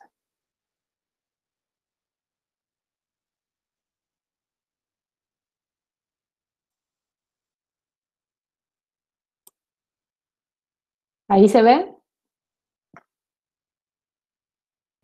Sí, profe. Sí, profe. Bueno, el derecho de propiedad, entonces, como yo les decía recién, abarca todos los bienes materiales e inmateriales que integran el patrimonio de una persona física. Por ejemplo, la expectativa, los derechos intelectuales, por ejemplo. Yo creé una determinada marca o escribí un libro y eso es susceptible de tener una apreciación económica y por lo tanto va a formar parte de mi derecho de propiedad. La expectativa que yo tengo de obtener una jubilación el día de mañana también forma parte de mi derecho de propiedad. por ejemplo, que yo haya hecho un determinado juicio y haya obtenido una sentencia favorable, esa expectativa de obtener el cobro de esa indemnización, por ejemplo, que se me reconoció, forma parte de mi derecho de propiedad y por lo tanto puedo reclamar, o sea, la Constitución me lo está reconociendo, ¿no? Dice la doctrina Badeni, en este caso Gregorio Badeni, que el derecho de propiedad abarca todos los bienes materiales e inmateriales que integran el patrimonio de una persona física o jurídica y que por ende son susceptibles de apreciación económica. ¿Sí? La propiedad es una proyección de la personalidad, dicen otros autores como Ramela. ¿Sí? Y bueno, hay un concepto famosísimo de la Corte que dice que el derecho de propiedad para el derecho constitucional está integrado por todos los bienes que una persona pueda tener, todos los bienes apreciables o susceptibles de apreciación económica fuera de sí mismo, fuera de su vida y fuera de su libertad, forman parte del derecho constitucional de propiedad. Bueno, el derecho de propiedad no puede utilizarse en forma abusiva, ni en contra de la moral, ni de la ni de la sociedad, ¿no es cierto? Entonces, después vamos a ver de qué forma, más adelante, cuando vayamos a ver el derecho administrativo, ya por la unidad 13, de qué forma el Estado, de manera constitucional y legal, puede limitarme el ejercicio del derecho de propiedad, porque es un derecho relativo como cualquier otro y por lo tanto susceptible de reglamentación. En el artículo 17, en el artículo 14 también está consagrado el de usar y disponer de su propiedad. Bueno, ¿se ve esto? ¿Se ve bien en la filmina? Aparece y desaparece en los... Sí, no sé por qué se mueve. Bueno, ¿qué sería? ¿Qué pasa, por ejemplo, el derecho de propiedad? ¿Cómo? No sé por qué se mueve así, pero bueno, ¿qué formaría parte del derecho de propiedad? Lo que yo les decía recién, los derechos hereditarios, la expectativa de obtener una jubilación, la expectativa de cobrar una indemnización, no solo, no solo los objetos materiales son susceptibles de derecho de propiedad o forman parte del derecho de propiedad, si es un derecho relativo, inviolable. Bueno, ¿alguna pregunta hasta acá? ¿Nada? Profesora. Sí. Hoy cuando usted tocó el tema del concepto de poder de policía. Sí. Yo también trabajo en la Municipalidad de Resistencia. Y para nosotros, por la Carta Orgánica, sí. tiene otro concepto el poder de policía. ¿Eso es bueno el criterio o no? Porque no es parecido a lo que usted dice. Poder de policía. El municipio ejercerá el poder de policía respecto de los bienes consumidos y servicios prestados en la ciudad. Garantizará la calidad y eficiencia de los mismos. Constituirá asociaciones de usuarios y el Consejo de Defensa del Consumidor con carácter honorario. Pero ya está hablando de policía, pero yo hice la aclaración al principio que acá lo que nosotros vemos como poder de policía no tiene que entenderse en el sentido de policía, la figura del policía, y en ese caso que vos me estás planteando es el ejercicio del poder de policía administrativo, ¿sí? Que consiste en la facultad que tiene, en este caso la municipalidad, de ejercer inspecciones para la protección. Ejercer control. Ese es un control, ahí está ejerciendo poder de policía, pero no en el sentido de reglamentación de los derechos, sino en otro sentido. ¿Está? En un sentido de policía administrativa, se entiende ahí, como una función administrativa de la municipalidad para la protección de esos derechos. ¿Está? En virtud de esa facultad, ellos pueden realizar inspecciones, pueden realizar multas, por ejemplo, pero no están ejerciendo el poder de policía en el sentido de reglamentación de los derechos. ¿Está? ¿Cuándo el municipio ejercería el poder de policía en ese caso? Y a través de las áreas que realizan control, por ejemplo, sería tránsito, defensa de climatología. Ajá, ¿y el poder de policía en el sentido de la reglamentación de los derechos? ¿Cuál sería el órgano que estaría ejerciendo poder de policía en el sentido que lo vemos acá? ¿El Poder Judicial? No. ¿Qué órgano de la municipalidad puede llegar a reglamentar los ejercicios de los derechos? ¿A través de qué instrumento legal? A través de las ordenanzas. Muy bien, El poder legislativo municipal, que sería el consejo municipal, es el que en este caso ejercería el poder de policía en el sentido que nosotros estamos viendo acá. Exactamente, y el juzgado de falta ejercería la parte del órgano que aplica las sanciones. El aspecto judicial sería. Exacto. ¿Me está? Sí, gracias, profesor. No, por nada. Bueno, seguimos. Vamos a ver ahora sí muy rápidamente, porque esto, porque ya no me da el tiempo, son las 7:30, y porque además ustedes después van a tener una materia específica para este tema, es el tema de los derechos, los derechos sociales, los derechos de segunda generación consagrados en el artículo 14 bis. Esperen que busco la... Como yo les decía hoy, el artículo 14 bis se divide en 3 partes fundamentales. La primera parte habla este artículo fue incorporado con la reforma constitucional de 1957 y se divide en 3 partes en el sentido de que la primera parte habla de los derechos de los trabajadores, la segunda parte habla de los derechos colectivos o los derechos de los gremios, y en una tercera parte habla de los derechos de la seguridad social. La primera parte, cuando empieza diciendo el artículo 14 bis, que el trabajo en su diversa forma gozará de la protección de las leyes que asegurarán al trabajador. Y ahí empieza a enumerar los distintos derechos que la Constitución está reconociendo a través de este artículo a los trabajadores. ¿Sí? El trabajo... ¿Sí? La pantalla no está, no se está ¿estoy viendo. compartiendo? A ver, ahí. Gracias.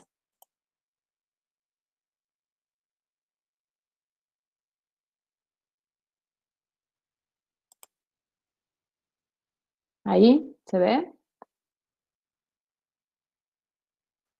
¿Se ve ahí? Sí, Bien. sí. Bueno, y cuando habla del trabajo en sus diversas formas, está haciendo referencia a cualquier tipo de trabajo, intelectual, manual, físico, ¿sí? Entonces, ¿qué quiere decir esta parte de la Constitución o este artículo? Que la Constitución me está protegiendo o me está reconociendo estos derechos del trabajador, que a su vez pueden ser ampliados y reglamentados por otras normas, ¿sí? Esto es lo básico que se debe garantizar a un trabajador. Y ella empieza a enumerar condiciones equitativas y dignas de labor, es decir, está relacionado, por ejemplo, al ambiente donde yo realizo mi trabajo, que sea un ambiente seguro, que se proteja la salud, ¿sí? Que haya un ambiente laboral armonioso.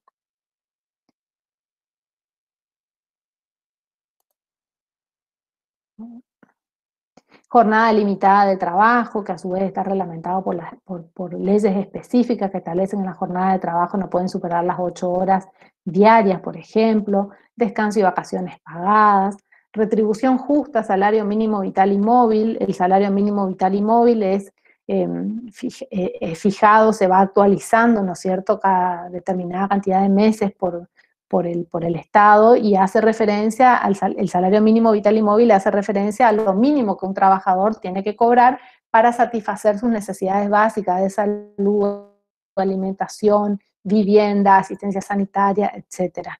¿Sí? Y es móvil precisamente por eso, porque se tiene que ir actualizando a medida de que el costo de vida vaya variando o cambiando. Sabemos que en la práctica esto muchas veces no es así y siempre es como que está desactualizado, ¿sí? El trabajo en su diversa forma gozará la protección de las leyes, la que asegurarán al trabajador condiciones dignas y equitativas de labor, jornada limitada, descanso y vacaciones pagados, retribución justa, salario mínimo vital y móvil, igual remuneración por igual tarea, relacionado a otro de los aspectos del derecho a la igualdad, ¿sí? Si yo, era el ejemplo que yo les daba del cobro de la bonificación, si yo realizo la misma actividad que otro compañero y las mismas horas de trabajo y todo, tengo el derecho a cobrar lo mismo, digamos. Participación en las ganancias de la empresa. Este era el ejemplo que yo les daba de derecho programático, ¿se acuerdan? Es uno de los pocos, casi el único derecho que consagra la Constitución que es programático, o sea que no se puede ejercer directamente, sino que necesita una ley que lo reglamente y que no se ha dictado desde que se sancionó la Constitución hasta ahora.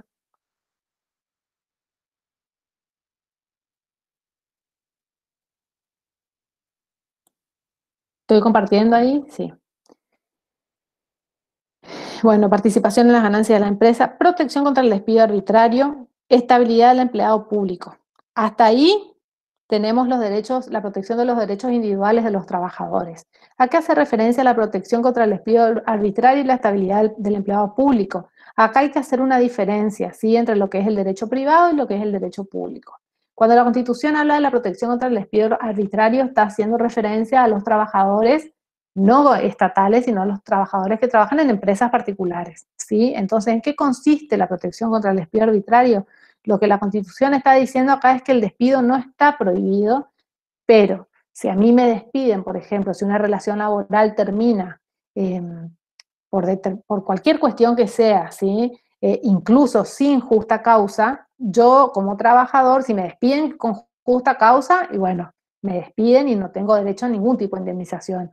Pero si a mí me despiden sin justa causa en una relación laboral particular o privada, mi empleador tiene la obligación de indemnizarme.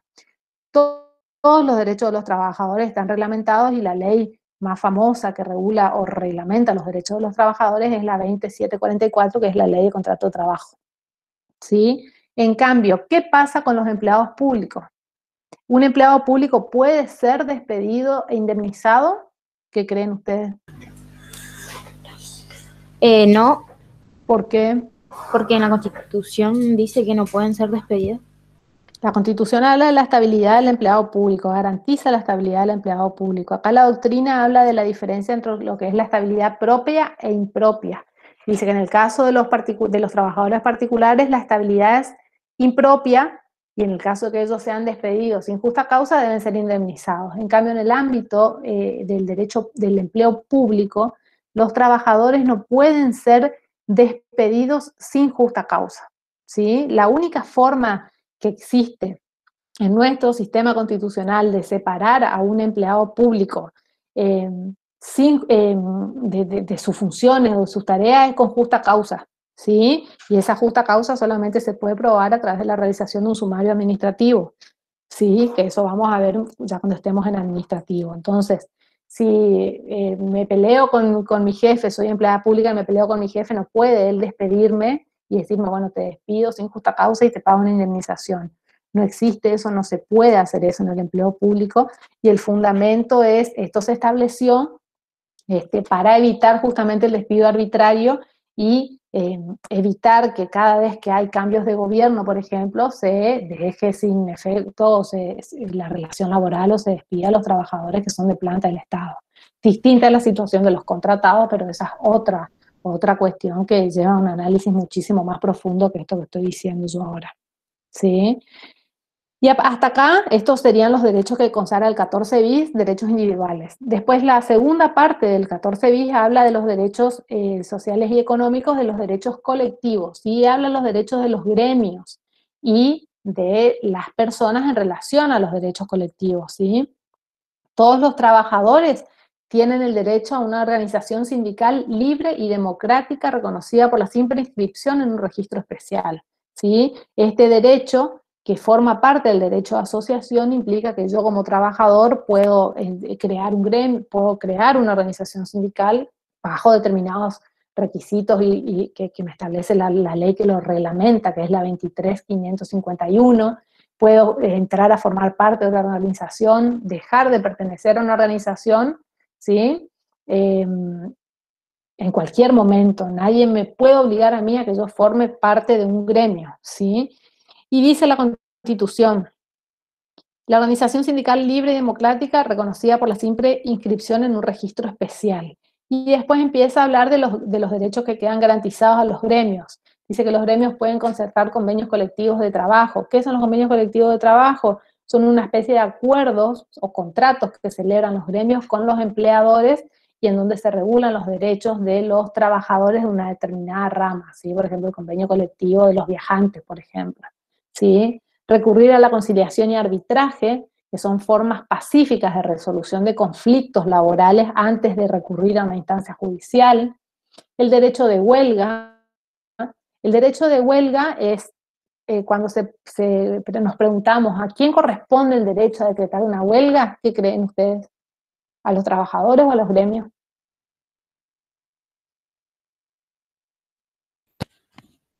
A los trabajadores. ¿Quién? No.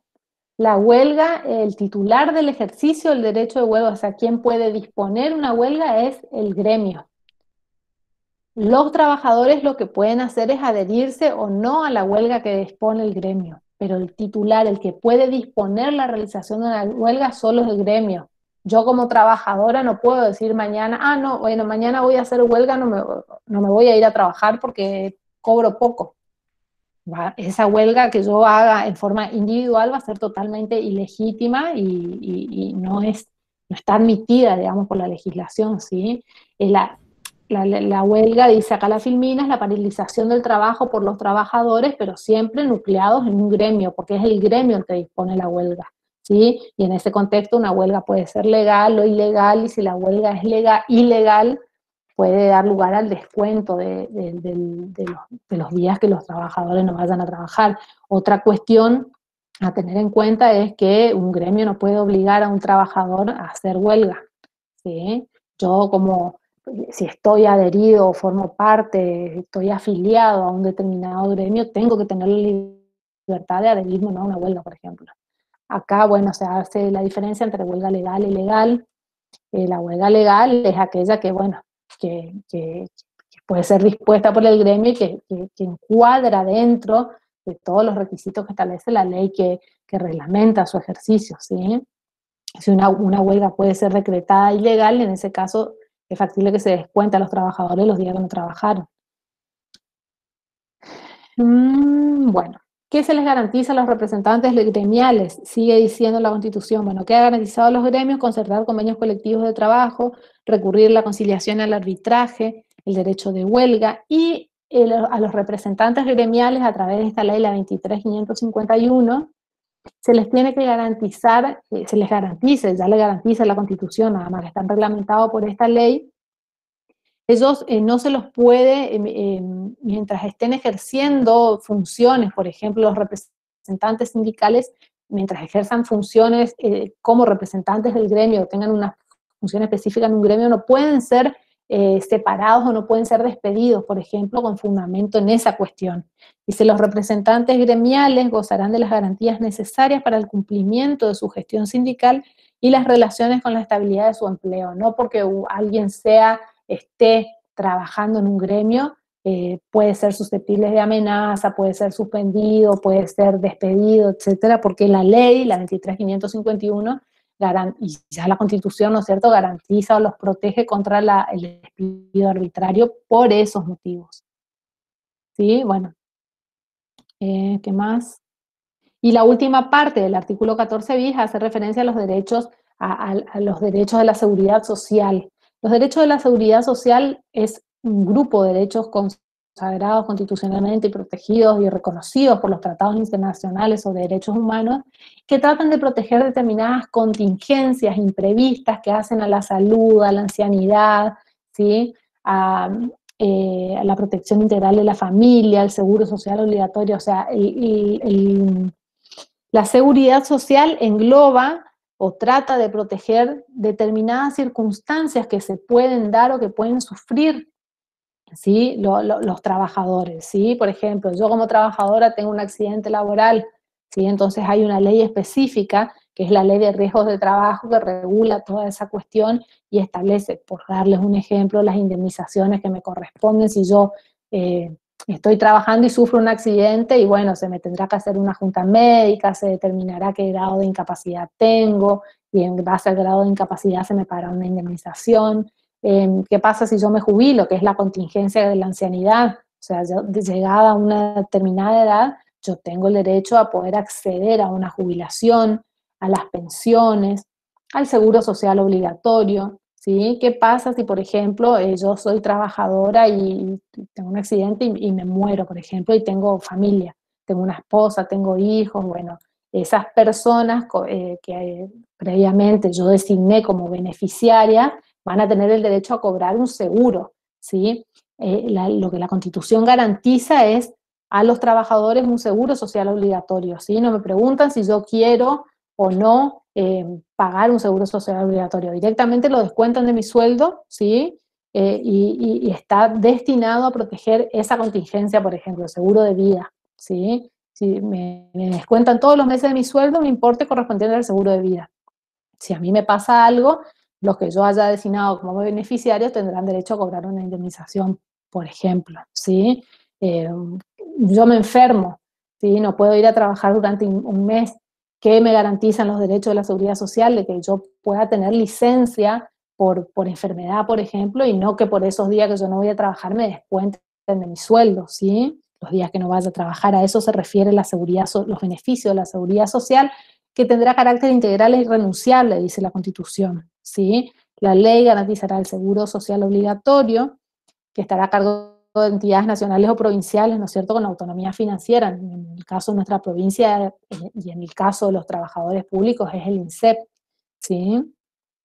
Sin que pueda existir superposición de aportes, ¿sí? ¿Qué quiere decir esto? Que yo por la misma actividad no se puede aportar dos veces a cajas distintas, ¿sí? Yo, por ejemplo, soy empleada del Poder Judicial de la provincia y por ese trabajo que yo realizo está la caja provincial, que es la que a mí me hace los descuentos de mi recibo de sueldo, y yo aporto al INSEP. ¿Para qué? Para que si yo el día de mañana pueda jubilarme y tener una jubilación, para que si yo tengo, por ejemplo, me enfermo, pueda estar de licencia y seguir cobrando mi sueldo. Y por otro lado, yo, por ejemplo, soy empleada de la facultad, de la Universidad Nacional, donde yo cumplo funciones de profesora, ¿sí? En ese caso también yo realizo un aporte, pero la caja es distinta. Yo realizo, por esta actividad de docente que yo realizo, tengo que hacer un aporte a otra caja distinta que es nacional, y no hay superposición de aportes ahí. A eso se refiere la Constitución, y no hay superposición de aportes. ¿Por qué? Porque son actividades diferentes, ¿sí? Yo como empleada del Poder Judicial realizo una actividad y aporto por esa actividad que realizo.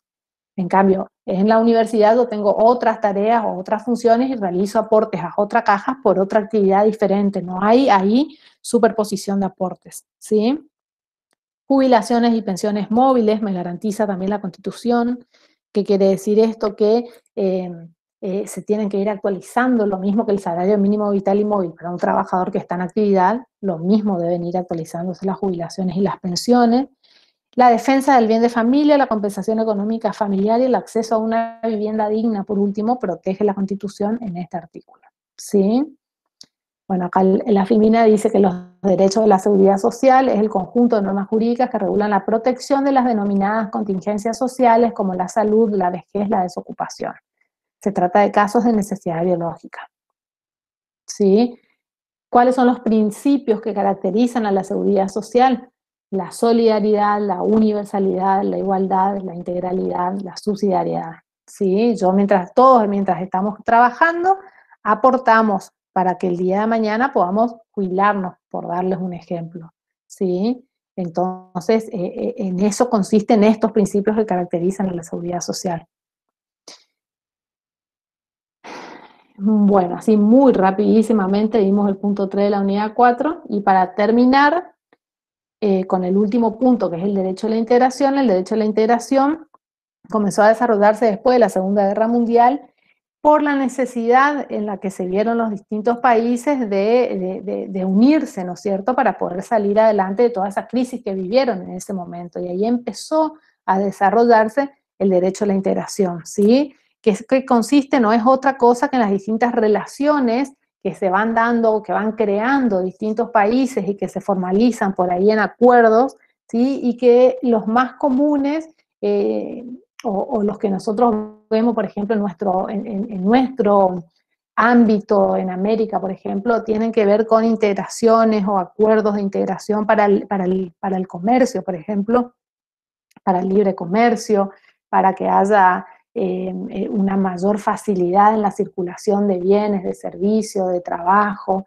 En Europa también se ve con la Unión Europea. Sí, hay muchas formas o hay distintas manifestaciones del derecho a la integración, ¿sí? El Mercosur, concretamente, es una de las expresiones del derecho a la integración, y el Mercosur es el acuerdo del mercado, se celebró o se creó en el año 1991 a partir de lo que se llamó el Tratado de Asunción. Se define el derecho comunitario.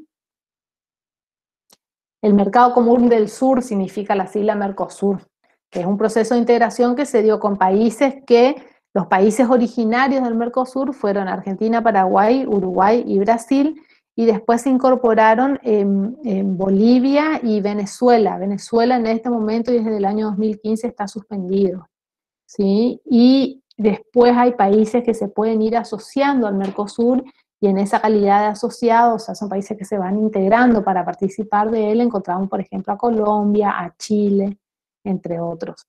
El Mercosur tiene distintos órganos en donde se toman decisiones, y ese tratado de asunción, que es a través del cual se creó el Mercosur, establece pormenorizadamente cuáles son los órganos del Mercosur, qué pueden realizar los países integrantes de ese acuerdo, de ese tratado, etc. Estos acuerdos de integración que se realizan entre estos países serían un ejemplo de lo que es si se quiere, una confederación. ¿Se acuerdan ustedes cuando veíamos las formas de Estado? Que hablábamos de distintas formas de Estado y hablábamos de estados confederados, estados unitarios y estados federales. Por ejemplo, la característica de los estados federales eran de que los estados miembros de un estado federal no son soberanos, son autónomos. En cambio, en un estado confederado, los países mantienen su soberanía, ¿sí? Bueno, por ejemplo, el Mercosur, que sería, por ejemplo, por darles un ejemplo de confederación en la cual los estados mantienen su soberanía, ¿sí? Y en cualquier momento ellos pueden separarse o dejar de pertenecer al Mercosur, cosa que no puede ocurrir, por ejemplo, en un estado federal.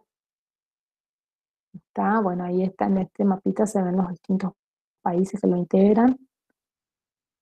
Y bueno, eso va, o sea, es mucho más extenso el tema, pero no tenemos más tiempo, por eso así lo doy súper rápido, porque tenemos que empezar a hacer el práctico. Por eso de esta unidad hice más hincapié y desarrollé mejor toda la primera parte, ¿sí? Que es como lo más importante de esta unidad, no porque lo otro no lo sea, sino porque tenemos la seguridad de que se ven después de estas cuestiones en otras materias que ustedes van a tener más adelante.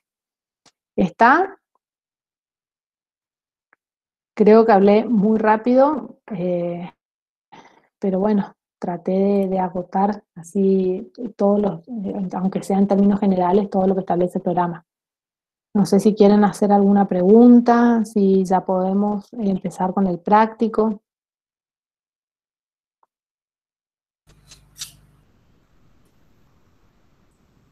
Acá veo las preguntas.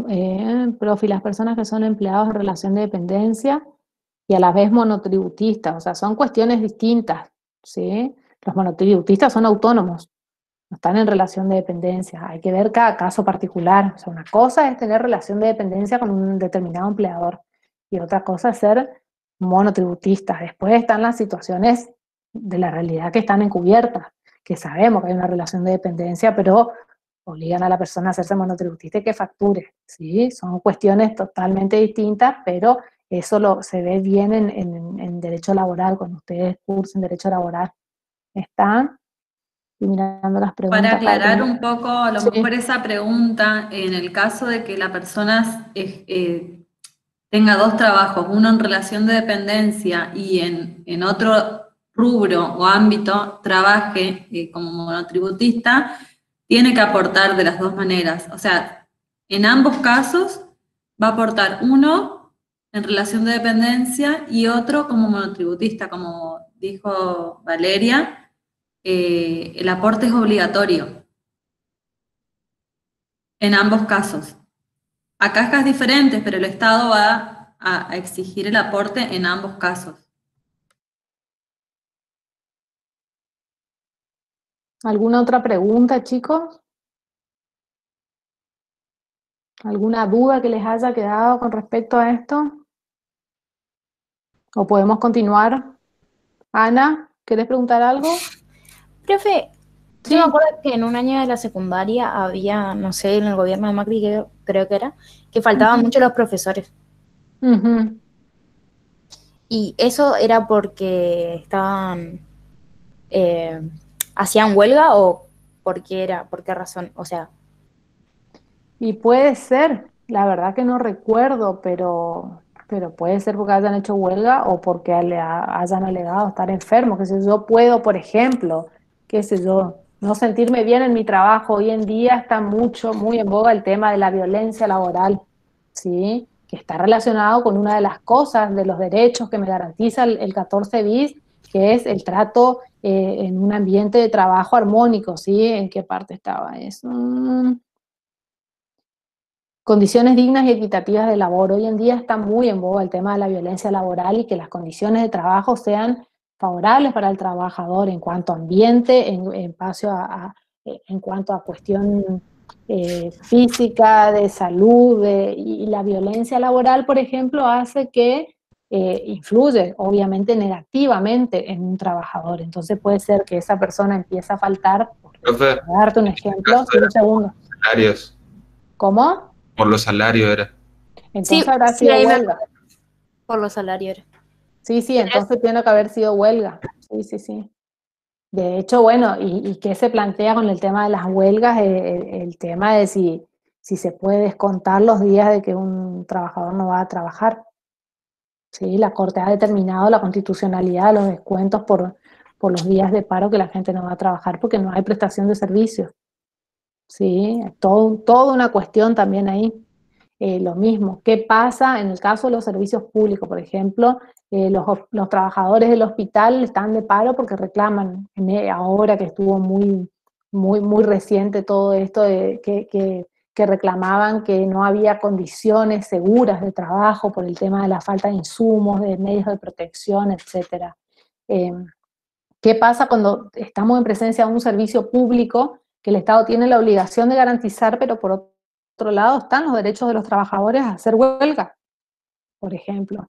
¿Sí? Es todo un tema amplísimo de debate que se ve, les vuelvo a repetir, con mayor desarrollo e intensidad en derecho laboral, pero lo que ya les puedo asegurar y es mi obligación explicarles en este sentido es que el Estado tiene que garantizar la prestación del servicio, llámese educación, justicia, seguridad, salud, ¿sí? Entonces, un trabajador puede puede usar de su derecho a huelga, pero el Estado, por otro lado, tiene la obligación, no sé de qué forma o cómo hace, pero tiene que garantizar una prestación mínima de servicio. No puede parar la salud, por ejemplo. Los trabajadores, ahora con todo el tema que estamos viviendo del COVID, no puede dejar el hospital perrando sin enfermeros, sin médicos. O sea, debe adoptar las medidas a los fines de garantizar la prestación de servicio. Seguridad, salud, educación son servicios. Justicia. ¿Qué pasa cuando los empleados judiciales están de paro? El Estado tiene que garantizar una prestación mínima de servicio. Entonces hay determinada categoría de funcionarios, empleados que no pueden hacer paro, por ejemplo. Los funcionarios, los secretarios, los jueces no pueden hacer paro directamente. ¿Por qué? Porque por la función que tiene se tiene que garantizar una prestación mínima de servicio. ¿Está? No sé si respondí la pregunta o... ¿Alguien quiere preguntar algo más? Sí, profe, se entendió. Muchas gracias. ¿Está? Bueno, chicos, si les parece, pasamos con las profes del práctico. Vale. ¿Sí? Deja de grabar. Suspendo.